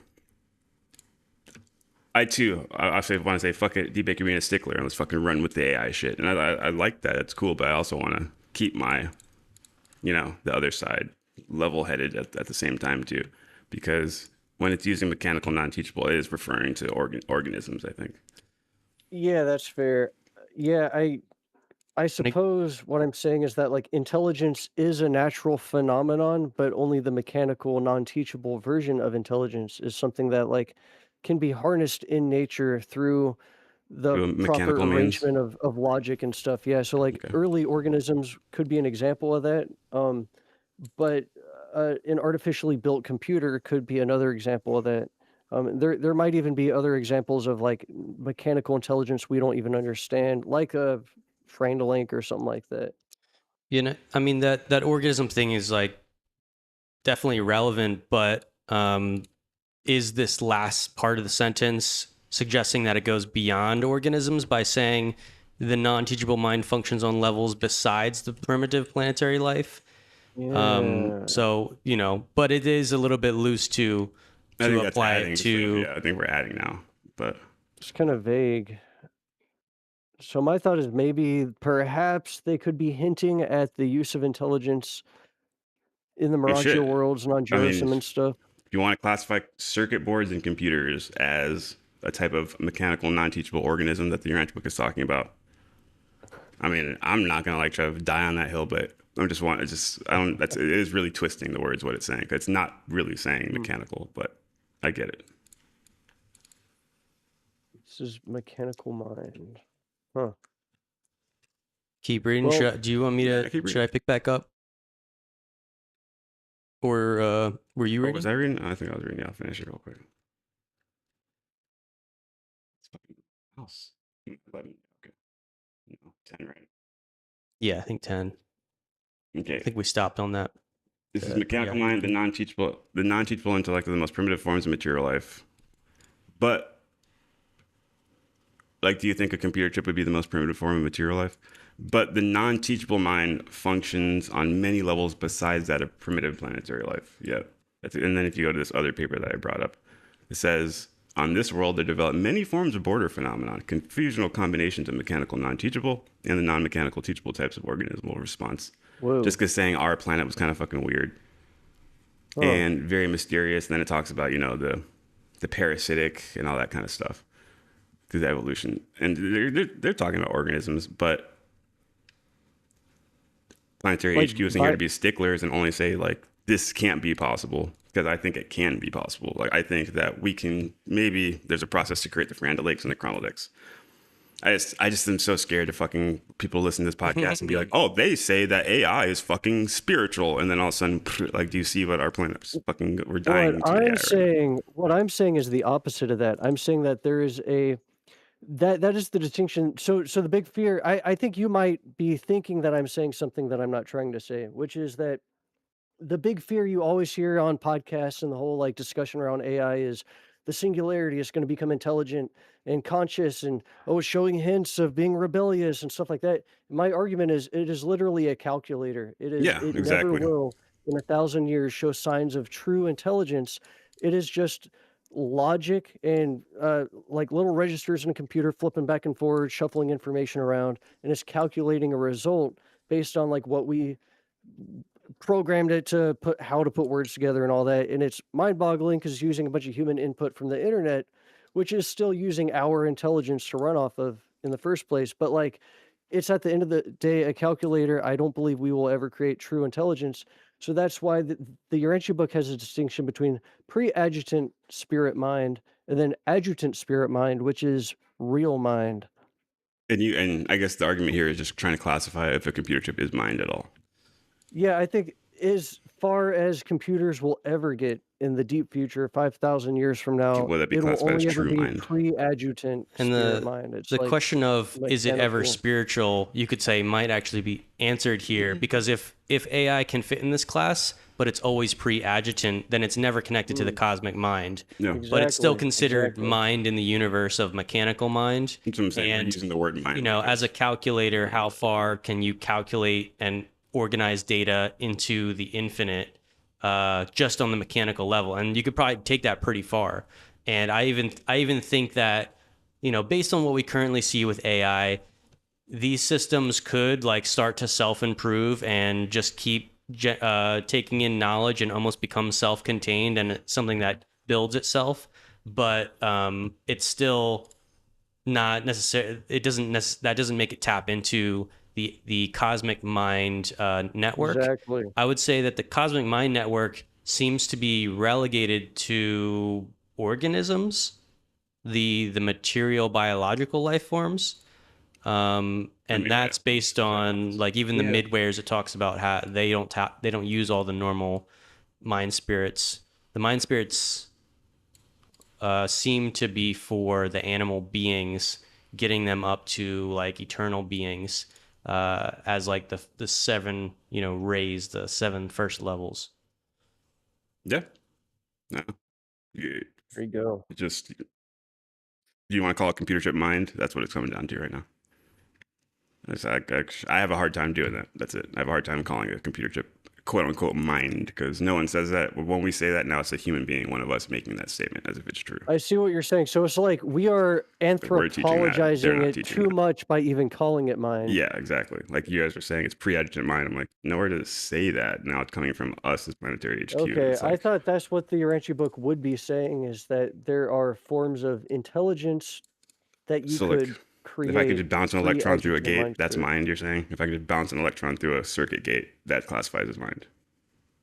I think there's a better quote. So I'll see if I can find Or it logic. that can help.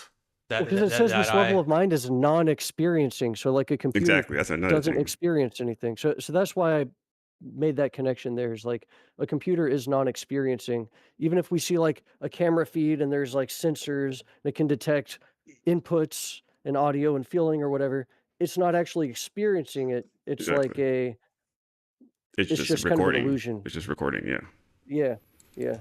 But I mean, to say it's just mind is not, when before classifying the levels of mind, it doesn't make sense to say Yeah. AI's mind. But right. this could be saying that there's levels of mind which This do could- allow for that Yes. classification. That's why I'm making that distinction as pre-adjutant spirit mind.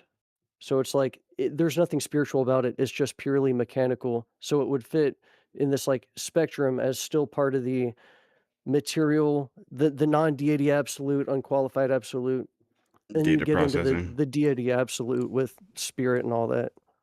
Yeah, it's a good data processor. That's how I like to look at it. And for anybody who's listening to this, if you got some dope insight in the comments, like, I see the vision, I know it, drop it in the comments. Let us know. Oh, wow. Interesting. Here's a quote from paper 29, I guess. It says, personality is not necessarily, actually, this is right after it talks about the Frandelanks. Personality is not necessarily a concomitant of mind. Mind can think even when deprived of all power of choice, as in numerous of the lower types of animals and in certain of the subordinate physical controllers. Many of the more automatic regulators of physical powers are not persons in any sense of the term. They are not endowed with will and independent of decision, being subservient to the mechanical perfection of design for the task of their allotment. Nevertheless, all of them are highly intelligent beings. So I think we're in the gray zone of terminology, because it's saying these are highly intelligent beings, but even when you deprive them of power of choice, like a computer, which just has an A or B. Power of choice. We're using a lot of words. Is that computer really a power of choice?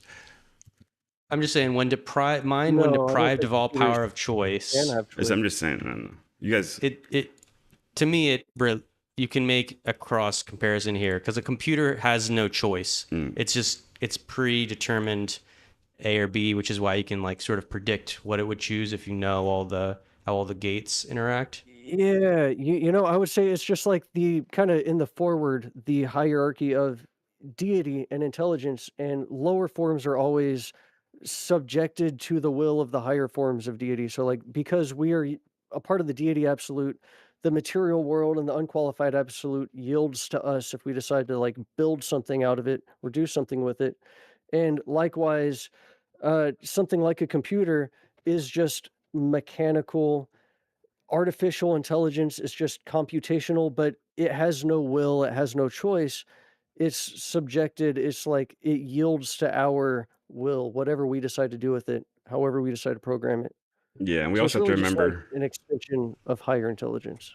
yeah, and we also have to remember that paragraph that you just read. Nonetheless, all of them are highly intelligent beings. It is referring to like Frandelanks, primary associates, mechanical controllers, energy transformers. All these beings are encircuited by some type of cosmic circuit. I think that's a big differentiation. But We'll have to do another episode do a on it, but checkbox, because I want to figure out how we can. Because I want to be the first person to scream at the top of the rooftops, figure it out. It can work, and like, because I mean, we made the adjusters work. We figured it all out. So, all right, keep reading.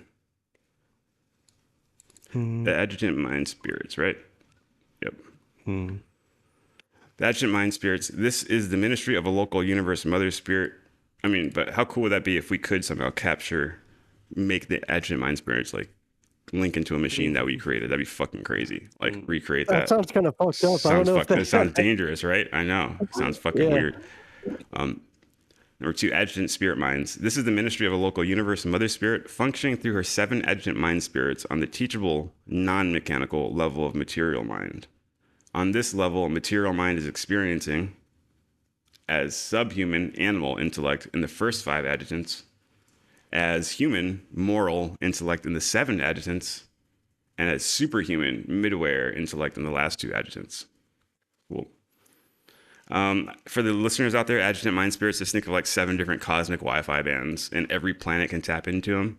And when the first cell lands on the planet and starts the evolutionary process, that first cell only taps into that first Wi-Fi band. After a bunch of experience, and it can finally earn the ability to tap into the second Wi-Fi band, and then you'll see the single cell evolve more complex. Over time, it'll hit the 5th, 6th, 7th adjutant mind spirit, and that's when more complex animals appear.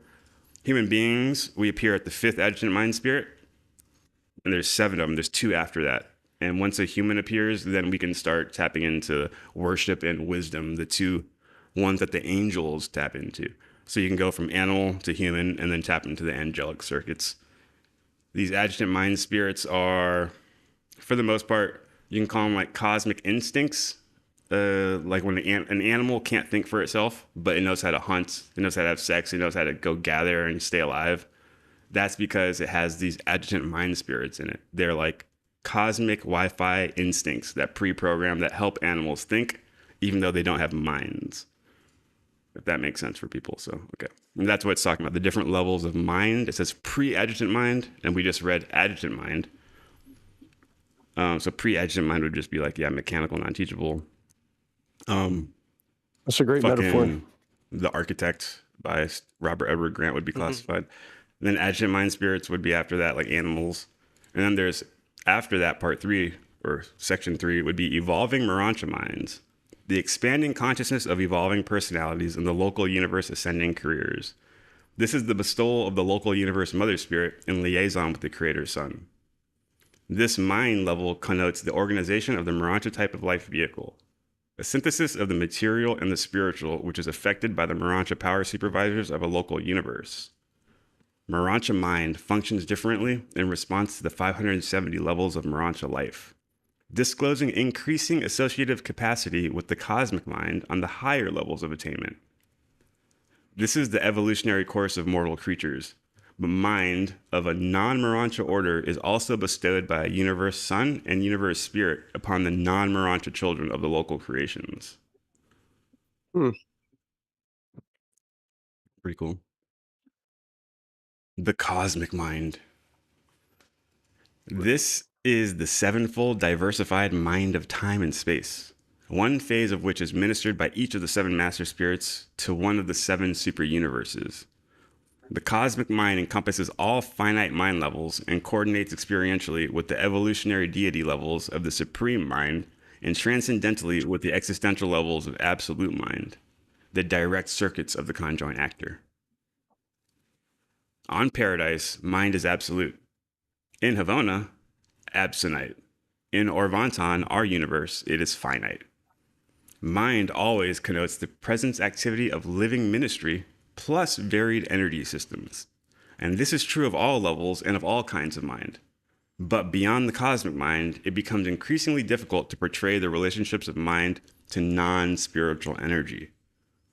Havona mind is sub-absolute, but super evolutionary. Wow. Being existential experiential. It is nearer the absonite than any other concept revealed to you. Paradise mind is beyond human understanding.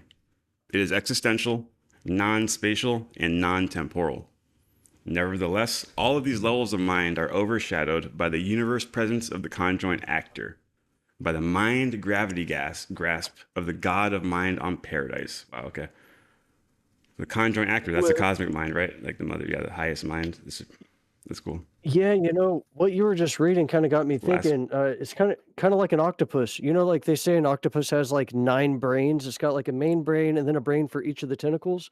That's like the entire grand universe. Is that each of the 7 super universes has like 1/7 of the total mind, or the adjutant mind spirits are contributing like 1/7 to each of the super universes, and then the total thing has like one mind with the mm, nuclear universe.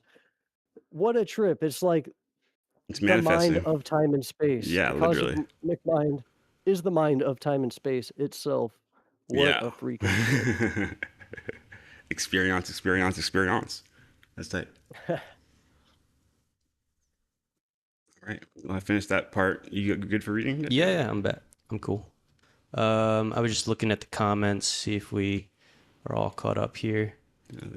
James, I see that you guys have read the Urantia book. Yes, sir. Interesting. Yeah, I mean, if you look at our channel, you'll see us reading much of the Urantia book. Could be the most important non-human intelligence message to planet Earth of this age. Yeah. So, It's certainly one of the most vast in terms of information. And the fact that anti-gravity as a term is mentioned 5 times in this paper is very intriguing.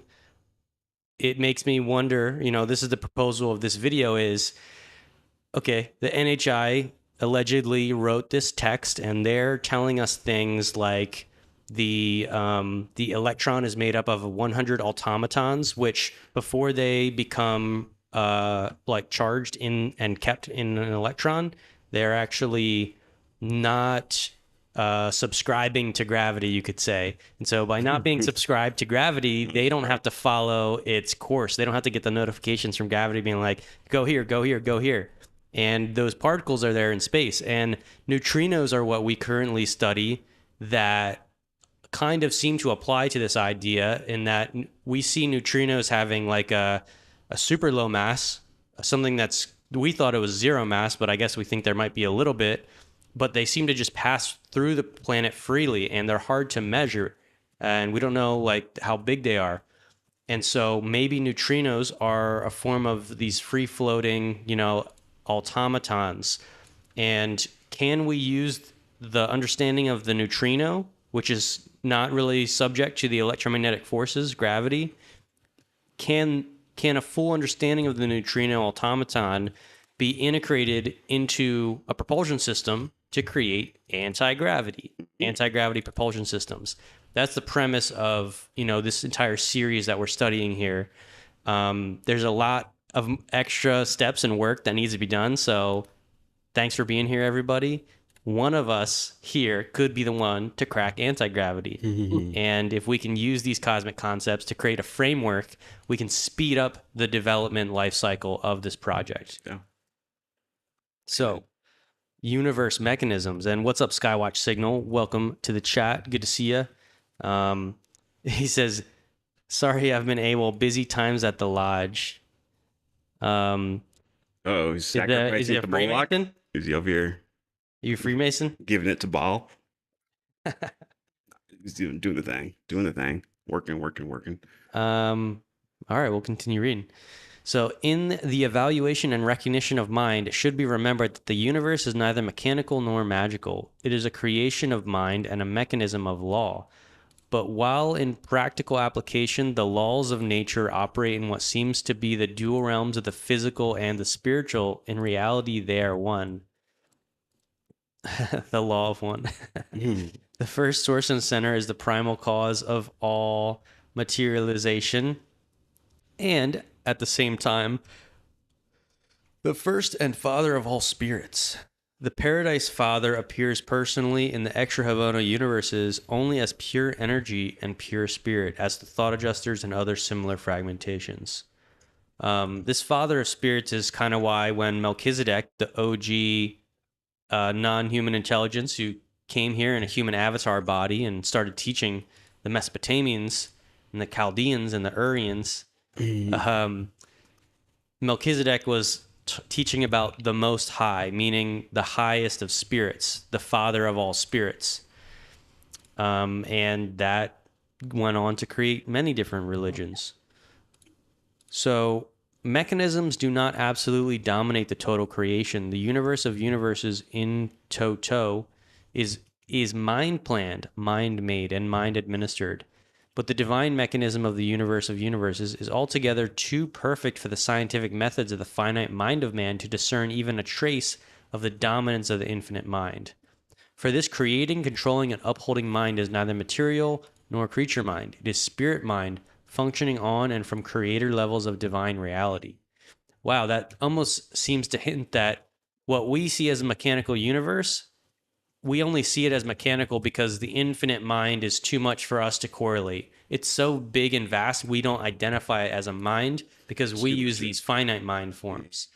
So for us to even apply consciousness to it, like by looking at the mechanical motion of the universe, we think it's separate. And that's why it said, truly, though, the spiritual and the physical are one. It's just too big. The spiritual is too big to see as like one cohesive like unit. But we see it, baby. Starting to grasp it. Hopefully, by listening to this podcast, you guys can grasp it too. Smile a little bit, walk away from it acting like, yeah, you okay? Those guys are making sense. Hopefully, you start to taste with that spiritual underlying phenomena. It's important. It's what gets me out of bed. Oh, yeah. So the ability to discern and discover mind in these universe mechanisms depends entirely on the ability, scope, and capacity of the investigating mind engaged in such a task of observation. Time-space minds, organized out of the energies of time and space, are subject to the mechanisms of time and space. Motion and universe gravitation are twin facets of the impersonal time-space mechanism of the universe of universes. The levels of gravity response for spirit, mind, and matter are quite independent of time, but only true spirit levels of reality are independent of space, non-spatial. The higher mind levels of the universe, the spirit mind levels, may also be non-spatial, but the levels of material mind, such as human mind, are responsive to the interactions of universe gravitation, losing this response only in proportion to spirit identification.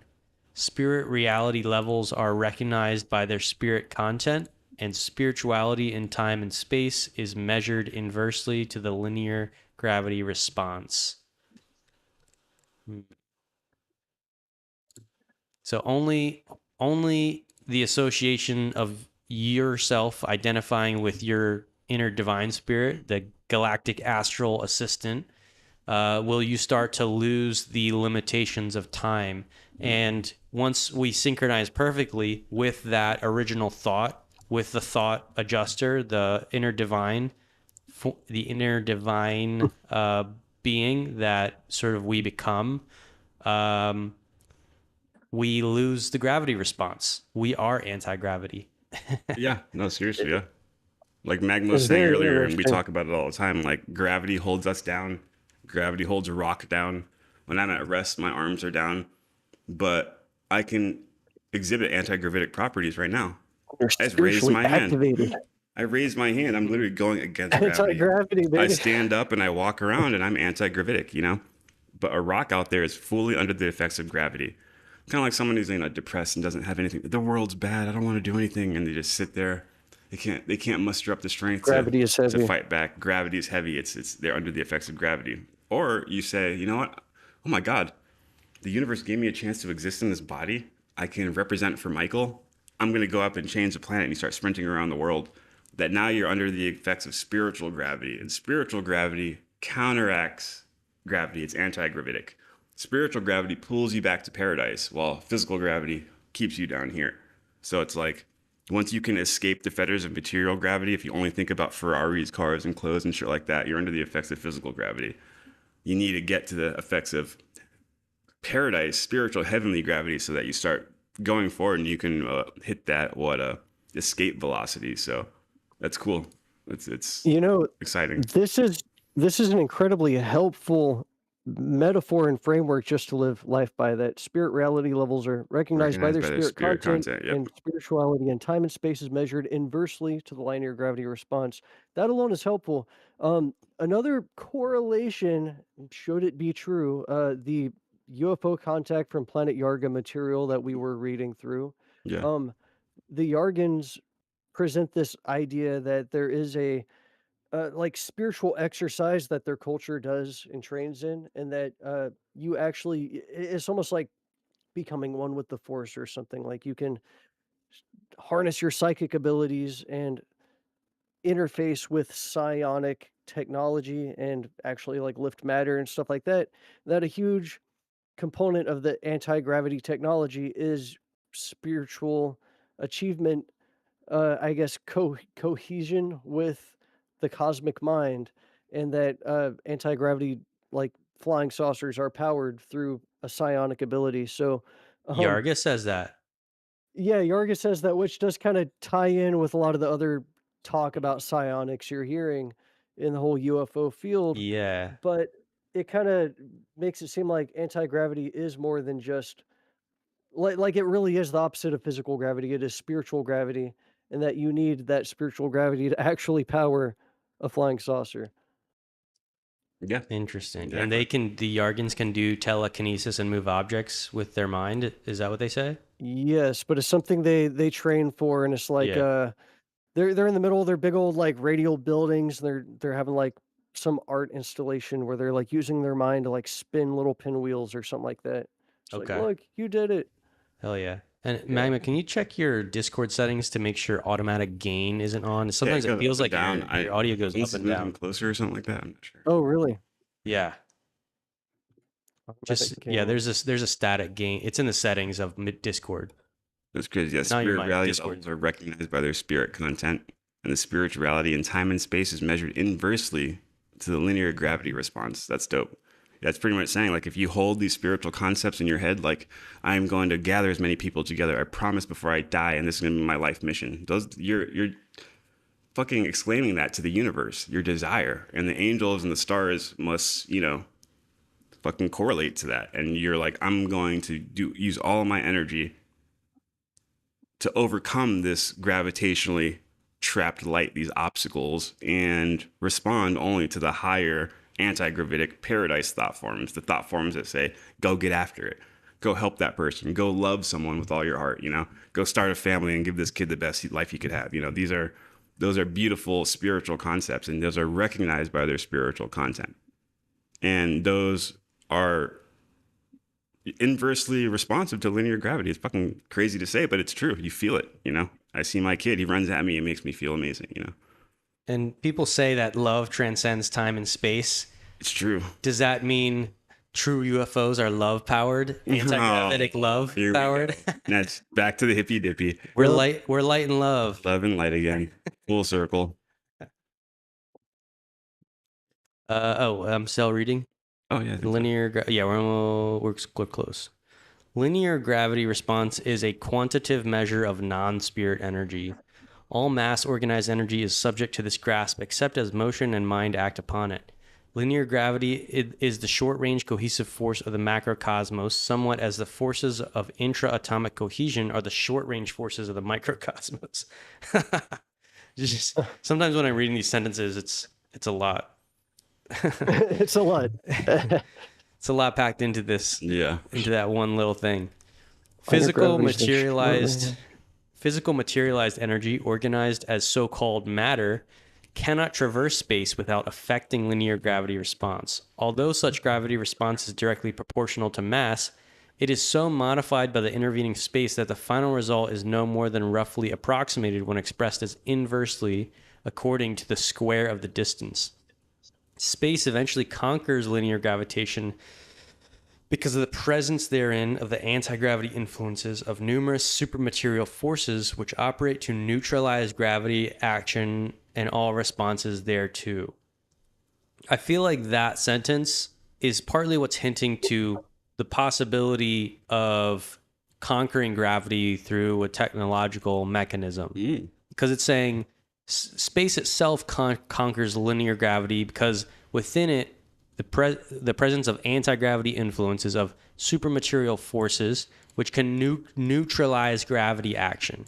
Yeah, so if you get those supermaterial forces and shape it into a disk, you should be able to fly around, right? Right. And it also says that as beings, as individual consciousness, we can also sort of actually attain the ability to travel without a UFO in our bodies, like flying through the cosmos as like a light being, it says that there's different classifications of how fast you can fly. And I assume that is an attainment of learning how to access some of these super material anti-gravity forces with your mind. Yes. Sort of like how psionics, you can maybe move an object with your mind. Eventually, you can move your light body, with your mind. And they even give numbers on how fast some of these light beings can move in relationship to the light speed. So, extremely complex and highly automatic appearing cosmic mechanisms always tend to conceal the presence of the originative or creative indwelling mind from any and all intelligences far below the universe levels of the nature and capacity of the mechanism itself. Therefore, it is inevitable that the higher universe mechanisms must appear to be mindless to the lower orders of creatures. The only possible exception to such a conclusion would be the implication of mindedness in the amazing phenomena of an apparently self-maintaining universe. Baloney. But that is a matter of philosophy rather than one of actual experience. Since mind coordinates the universe, fixity of mechanisms is non-existence. Ooh. What we consider physics, meaning it's always going to operate the same each time, technically is not entirely true, because there is a mind at the top that is actually, by thinking those laws into existence and maintaining that pattern, that's why it applies. But that could change any day, because mind could make that decision. Okay, so what that sentence seems to be validating is the mind's influence on random number generators, where sometimes people trying to exert like a psychic influence, got a random number generation, you can influence the outcome in anything random, even like a video game with some degree of randomness to it. And it almost seems to respond to you in some kind of way. Your mind might actually be influencing reality. I know when we were kids, we always thought our PlayStation was sentient, when the disc was glitching and you go and like massage the disc port and you're like, come on, work with me. Uh, Yeah, you're convincing as the kids, we might have been electrons influencing our video via games, the spirit. Yeah. Okay, yeah. Hot take. Is the ability to change the quantum number output because we are schmoozing the cosmic mind to work with us here? Hey man, I just need to just get these electrons right in this little time space sector so that my PlayStation is going to work, and I'll dedicate my entire life to you. Please. Please. I got you. So the phenomenon of progressive evolution associated with cosmic self-maintenance is universal. The evolutionary capacity of the universe is inexhaustible in the infinity of spontaneity. Progress towards harmonious unity, a growing experiential synthesis superimposed on an ever-increasing complexity of relationships, could be affected only by a purposive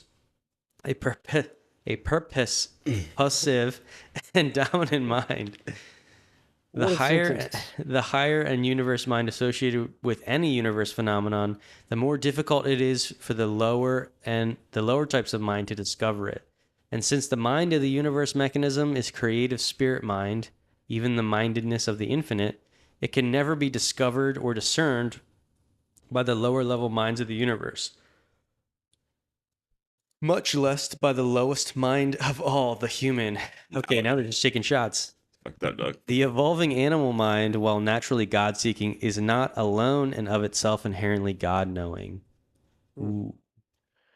That one sentence I feel like is worth dwelling on. Progress towards harmonious unity. Your a mic's doing growing it again. That's probably because you're not close to it. Oh, that's Yeah, that's speak probably the into it. reason. Yeah. Yeah, did you find that setting about the auto gain? Yeah, it wasn't turned on. Okay. So I think it's because I'm doing this Yeah. with my mic pulling it around. Progress towards harmonious unity, a growing experiential synthesis superimposed on an ever-increasing complexity of relationships, could be affected only by a purposive and dominant mind. So it was saying like everything in the universe seems to be growing towards a more harmonious condition. That could only be possible with a like deliberate dominating mind. a mind, a cosmic Yeah. mind of all of reality that's like Okay. Because orchestrating. it's trying to coordinate every aspect of reality together. Because the cosmic mind, Yes. from the If it cosmic was point of random, view, it's all me. From the cosmic mind, he's me, Deadrick's me, you hear me, Magma's me, and I want them all to work together. You know. Yeah.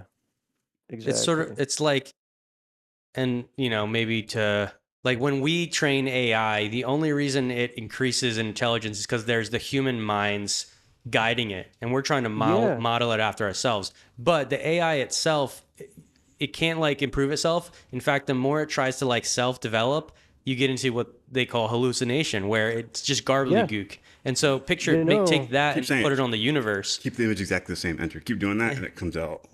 Right. it's It the generational, of a copy. what do they call that? Degradation. Degradation. It's like when you Yeah. copy a VHS tape and Yeah. it gets worse each time. Yeah. Yes. Um, Same with degrading. audio. mhm. Yep. Um, Fuck. It needs more deep frying. They do that with memes on purpose just to make them look like super fried out. Yeah. The government does that on purpose before they release any of those UFO Oh, videos. yeah. We never get the full Redacted. Lower the resolution. Yeah, give them 360p. Are we on the final one? Pattern. Yeah, and that form? is. I That is. guess. we are. Should we Yeah, try and crank it finish out it? because Yeah. honestly, We're done. yeah, Four parter. This one is given. Was presented by a mighty messenger Oh shit. by request of Gabriel. But Gabriel personally requested to get this paper to us. Yes, that's the Gabriel that appeared to Mary, the Gabriel of the Bible. Who would have thought that Gabriel the angel also told an ascender to bring us the anti-gravity secrets? Right? Exactly, right? Who would have thought that Gabriel of the Bible was going to bring us the anti-grav secret, right? I'm saying, dude, PHQ, we got all the fucking hot connections right here, man. You can go to the other channels. We're going to be repeating the same shit over and over again. Is fucking Eric Davidson this and Tony Doherty and this? No. Magma's showing meme degeneration, Yeah. memetic warfare, and the degeneration. This is that example of a copy, misremembering. Yeah. They had AI recreate this image based off the previous image over and over, and it slowly morphs until it's almost unrecognizable by the end of it. This is actually the idea behind the Backrooms. Really cool movie. I got really into it. But that's the idea of the Backrooms. Is it is? Oh, did a you go space see it? that Is it out? Yeah, everybody's It's good, talking about yeah, like it's like the it's best freaking movie cool. out I right now. love it. Yeah. I just it's thought provoking, but it's this idea of Crazy. like He's going. What the heck is further this? levels of reality, misremembering something that is real, and Yeah. you get that degradation through the copy of the copy. And if the universe was random, it would be this degenerative Yes. cycle from the template. But instead, Yes. there's like a high template, and this mind is trying to pull all the lower evolutions to get to the higher template, which is an organizing factor. Which even with our electronic AI systems, again, every time we're trying to model it after our own mind, because our mind is used to organizing things like out of nothing. But that only comes from being encircuited with the higher mind, Yep. with the cosmic mind. Le mente de cosmique. So this last part is all about the true sacred geometry. It's funny, they like save the best for last, dude. Pattern and form, mind dominance. Who wants it? I don't want. All right, I'll take it. Pattern and form, mind dominance. The evolution of mechanisms implies and indicates the concealed presence and dominance of creative mind. The ability of the mortal intellect to conceive, design, and create automatic mechanisms demonstrates the superior creative and purposive qualities of man's mind as the dominant influence on the planet.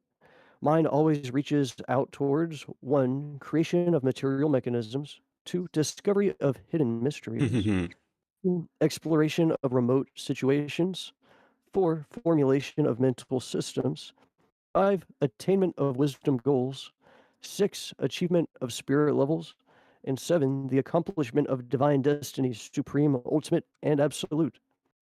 Mind is always creative. The mind endowment of an individual, animal, mortal, Morontian, spirit ascender, or finality attainer is always competent to produce a suitable and serviceable body for the living creature identity.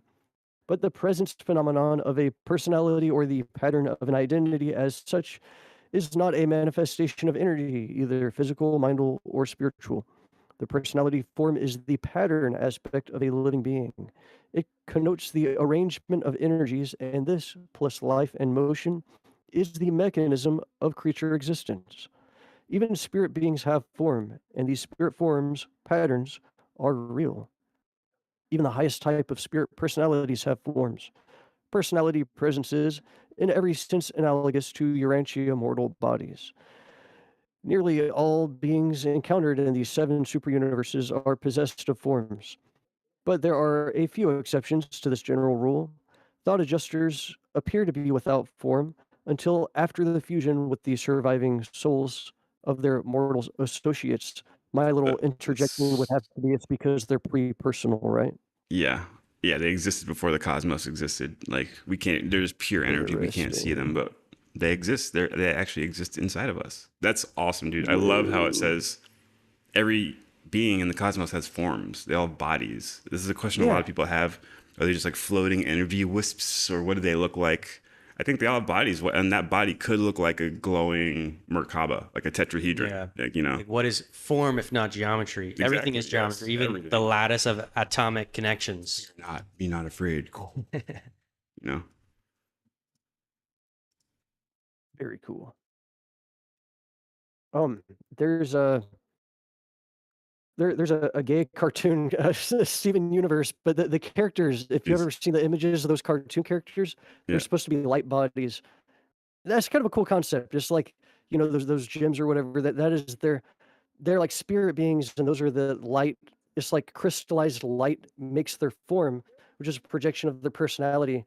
I I actually believe the creator of Steven Universe read the Urantia book because there's a lot of concepts somewhat distorted. It was like creative inspiration. It's like, someone like Gene Roddenberry read the Urantia book and got a lot of inspiration from it. yeah. But yeah, there's some hidden throughout different cartoons and TV shows. If you pay attention, you'll notice some themes. It sounds like they ripped it right out of here. Um, so thought adjusters appear to be without form until after fusion with the surviving souls of their mortal associates, solitary messengers, inspired trinity spirits, personal aids of the infinite spirit, gravity messengers, transcendental recorders, and certain others are also without discoverable form. But these are typical of the exceptional few. The great majority have bona fide personality forms, forms which are individually characteristic and which are recognizable and personally distinguishable. The liaison of the cosmic mind and the ministry of the adjutant mind and spirits evolve a suitable physical tabernacle. I love that. Oh, hold up. The liaison of the cosmic mind and the ministry of the adjutant mind spirits evolve a suitable physical tabernacle for the evolving human being. I gotta unpack this for a second. This is the morphogenic fields of Rupert Sheldrake. It's the idea that the physical body is not just the result of genes, of like material chemical programming, instructing the stem cells to form a body, but it's actually like a mental field that the body is growing. It's like the Hawaiian concept. The Kahunas had this idea of the shadow body, and it's this invisible spirit form that when you heal, you scrape yourself and you heal, your physical body is realigning with your mental, invisible spiritual body. And that's what the Ranchi book is saying right here is that your body is literally it only exists like your body is your personality, it is your spirit, and it's just matter and atoms growing to fill in the space of this Oh, mingled. Yeah, mental form. that is Dude, crazy, huh? freaking mind blown. Yeah, I yeah. love Like that. there's like an underlying blueprint, energy blueprint that tells the cells where to go, and that's like a Yeah. scaffolding, like an energy scaffolding.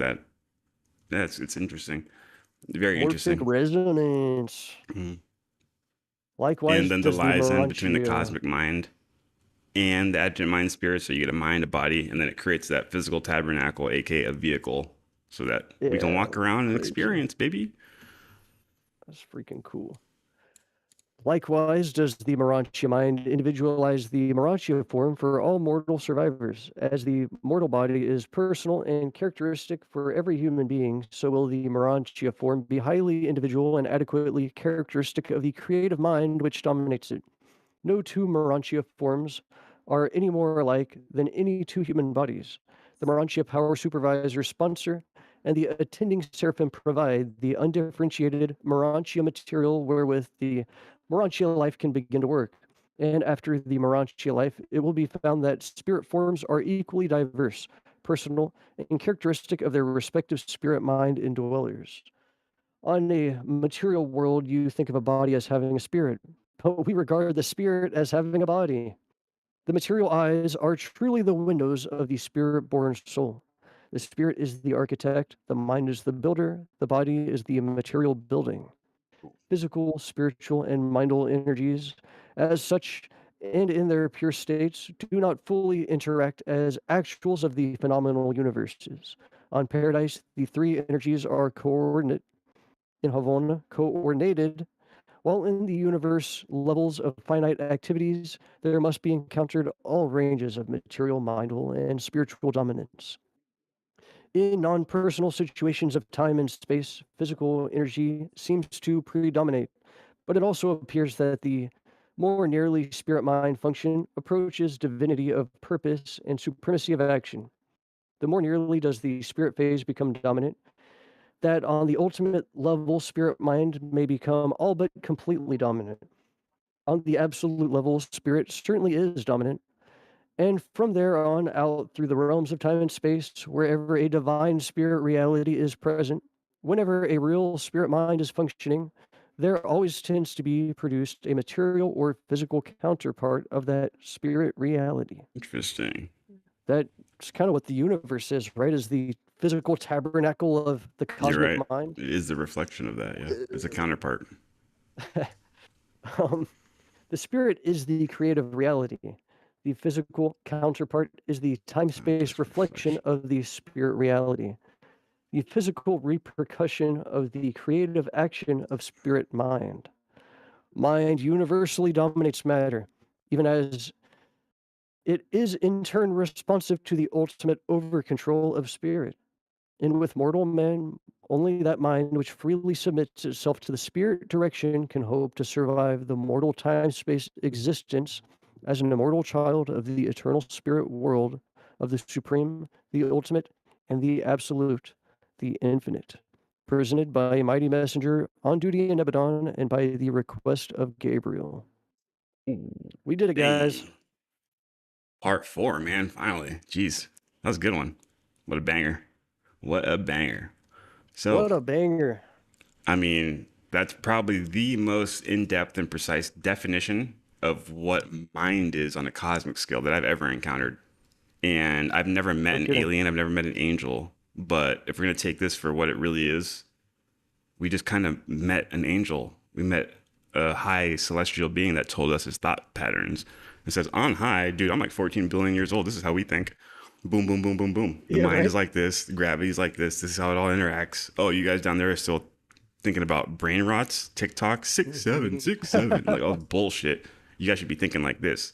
Anti-gravity. How do you get anti-grav? You think spiritual thoughts that propel you forward. You don't give in to the gravity. You start coordinating with other mind-body-spirit complexes. Make your organizational pattern reflect the higher cosmic geometry patterns and start fucking killing it. And that's what we're doing here right now. Us three did it, where it's working, it's being successful. Now we need to reflect this geometry in every part of society, and we'll get the fucking UFOs faster, man. Bob Lazar will come out, we'll open up the fucking anti-grav bunkers down in the basement. I mean, I think these FFRDCs and all these UFO deep state programs, it's going to take an act of God for them to even let go of their fucking crap. And low key, who the fuck cares? Maybe we shouldn't even try to go for their craft. Keep them, motherfuckers. Like, if make our own, or we integrate with the Galactic Federation, we're going to get more. So there's no point in like trying to fucking begging. Yeah, it's stupid, dude. We're out here begging for the anti-grav. We should just we're trying to talk to the middleman. Why are we doing? We should talk to the source themselves. Like, yeah. We should channel source. Yeah, I'm about to. Yeah, honestly, move past the chain of command, because we don't report to the shadow government. We report directly to Michael of Nebadon. So that's cool. Yeah, that's a why deep one right there. As a middleman. That's a deep one. That last section kind of had me realize something. This is like, beer is running. Oh, there he goes. This is one of the great secrets of human history, I think. It's mentioned in A Secret Science of Miracles by Max Freedom Long, as well as what the Hidden Power of the Subconscious Mind was a really good book. A lot of books in the New Thought movement hint at this. Joe Dispenza talks about it, and it's this idea of miracle healing. Um, what the Urenchi book was describing in that last paragraph, what there was that your body is a manifestation of your mind, but the whole trick of material life is that uh, angels have to cleverly devise a way for material matter to grow into organisms, which can evolve into upright bodies that can handle mortal minds. And evolution is the slow, arduous, very deliberate process of making those conditions right. So we have animal bodies. These are material bodies that run off of sort of this, I guess you could say, pre-adjutant mind level, just chemicals interacting with each other, and you get like predictable responses. Finally, you introduce the adjutant minds, but as we're like more animal, we're creatures of habit, and everything in our body, a lot of our subconscious processes are here to keep us alive. Like our autonomic nervous system causes our heart to beat. We breathe. We can kind of control our breath, but we also breathe unconsciously. But a lot of our other unconscious processes is for the better. We're not conscious of it. But as a result, healing is one of those things. So you scrape your elbow. You don't have to manually think about healing and where to send those cells and allocate the resources, the nutrients in your body. Your subconscious mind handles that. But I would argue that as you become more aware and more conscious, you gain more control over those subconscious processes. Wim Hof would argue breathing is one way to hijack your autonomic nervous system and become more conscious of your unconscious. But uh, I would imagine that as you grow and develop as a Morantia mind in the Morantia realm, you become your physical representation, your form is more accurately reflective of your personality and your mind, and it's less just these uh, autopilot habits that are running these subroutines or whatever. Like likewise, even our daily life, like Joe Dispenza says, only like 10% of our thoughts throughout the day are unique thoughts. Most of what's going through our head is just like habitual routine things. So I would argue that as you Our become more social conscious, training data. yeah, exactly.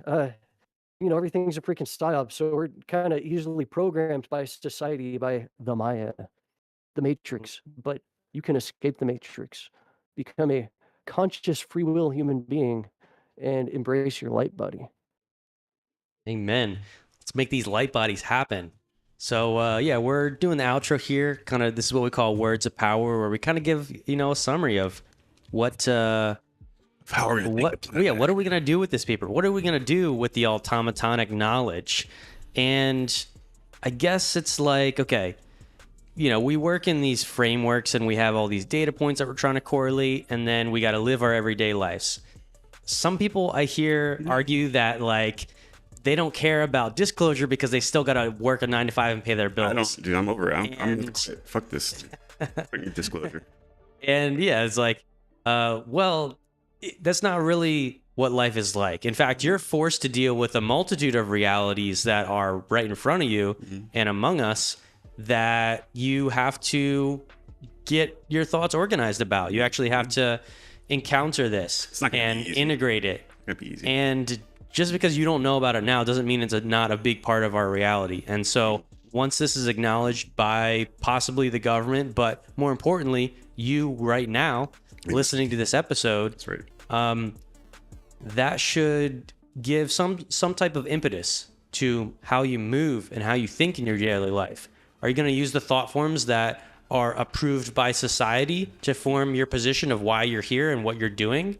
Or are you going to use the thought forms from the inner divine light codes Yeah. from the NHI who have been passing messages to this Hell planet yeah. for years? Michael. Are you going to use those to actually, create your light body while you're here on Earth? Amen. You're going to be anti-gravitic yourself? Let your mind be anti-gravitic from the lower thought forms that you may rise above and become the everlasting, eternal sunshine of the spotless mind. Mm. Preaching that. Preach it, brother. You got Magma. I think he gave his. He gave okay. Words of Power. Yeah, you did yours. Ready. Well, you got me pumped up over here. Exactly. That eternal sunshine and the spotless mind, dude. I say this all the time. In your mind, you have something pre-installed, dude. It's an ancient, archaic light technology that was installed by creator gods that are billions of years old, okay? You're part of a cosmic family that has been around for such a long time. And unfortunately, because of some gnarly events, we have forgotten that we are extremely divine images. We are one of the most divine images in the entire cosmos. We have forgotten it. If you're listening to this, you are the resistance. You can rise up and we can take the planet back, man. Beings have been visiting our planet since the beginning of humanity. And this isn't a unique case. We were created for this integration. We weren't created to not be reintegrated with the Galactic Federation. We were created to understand this internal galactic light assistant that's installed into us.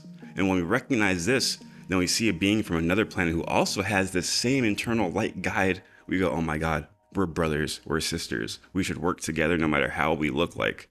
So if we could start that today, right now, start your cosmic career here and now. We have plenty of different looking colored people. Black people, white people, Asian people. If we can get over these obstacles and work together, it'll help us integrate with the Galactic Federation. And I know it sounds wooey, but I want the anti-grav like tomorrow, bro. So the reason why I don't have a flying car is because you motherfuckers ain't stepping it up. So let's all step it up together so we can all get the anti-grav. You know If we're all studying anti-grav, they're not going to kill us all. We pay we pay taxes. There we go. Hit them in the pocketbook, right? You know what? I got one more word of power. I got one more word of power for you. One more word, a singular word. Jesus' whole mission here on Earth. He described himself not as God himself, but as a brother. You are brothers. We share the same Father, the Creator. The whole point, the whole irony of him showing up as the Jewish Messiah is the Jews were looking for a Messiah, one person to come save us. Jesus was here to say one person can't save you. All of you have to save you. We're all brothers. We're all in this together. It takes the entire human race, every one of you to get on board and pull your weight. We can't depend on one person to save us. That's what Jesus was showing us all along. It takes cooperation. We got to work together to build the future that we want to see. Yes, and for Skywatch saying, no, you're right. Jesus was an alien. We study this every day, bro. Every day.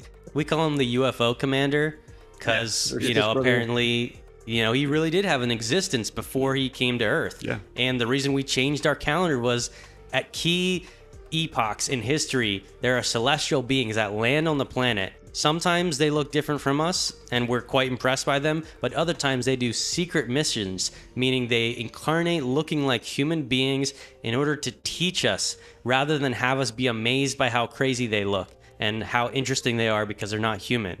And Jesus was that man.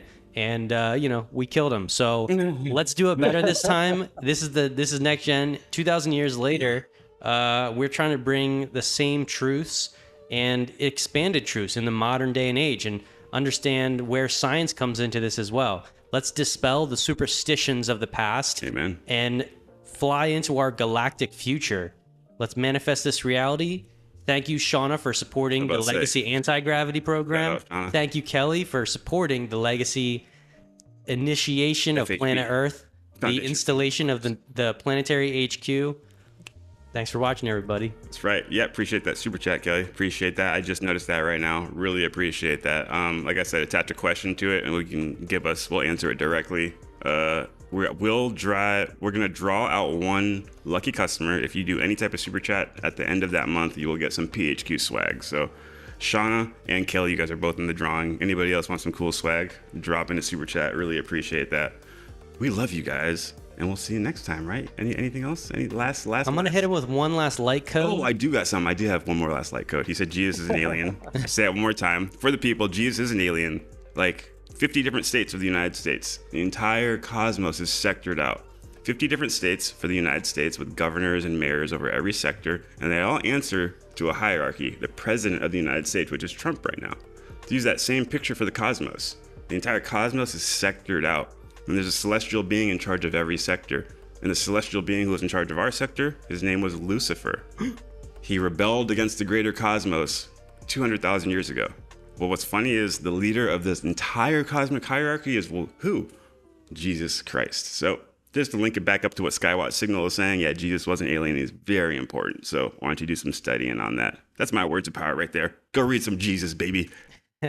And what I'm going to leave you with last is your journey to the center of the universe starts here on planet Earth. Yes, You'll sir. be star hopping to multiple planets, and this is a little video we got for you that represents this journey. So check it out. This will be the end of the stream after this video. Thanks for tuning in.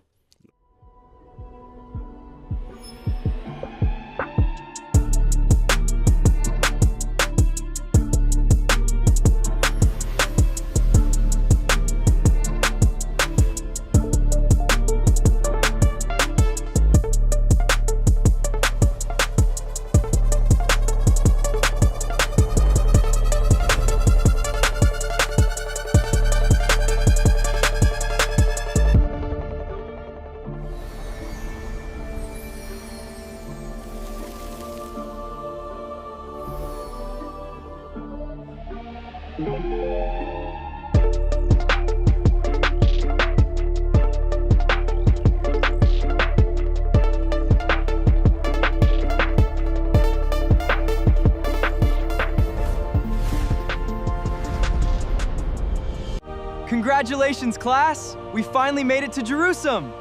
Thank you all for being part of this incredible journey. Our true adventure is just beginning.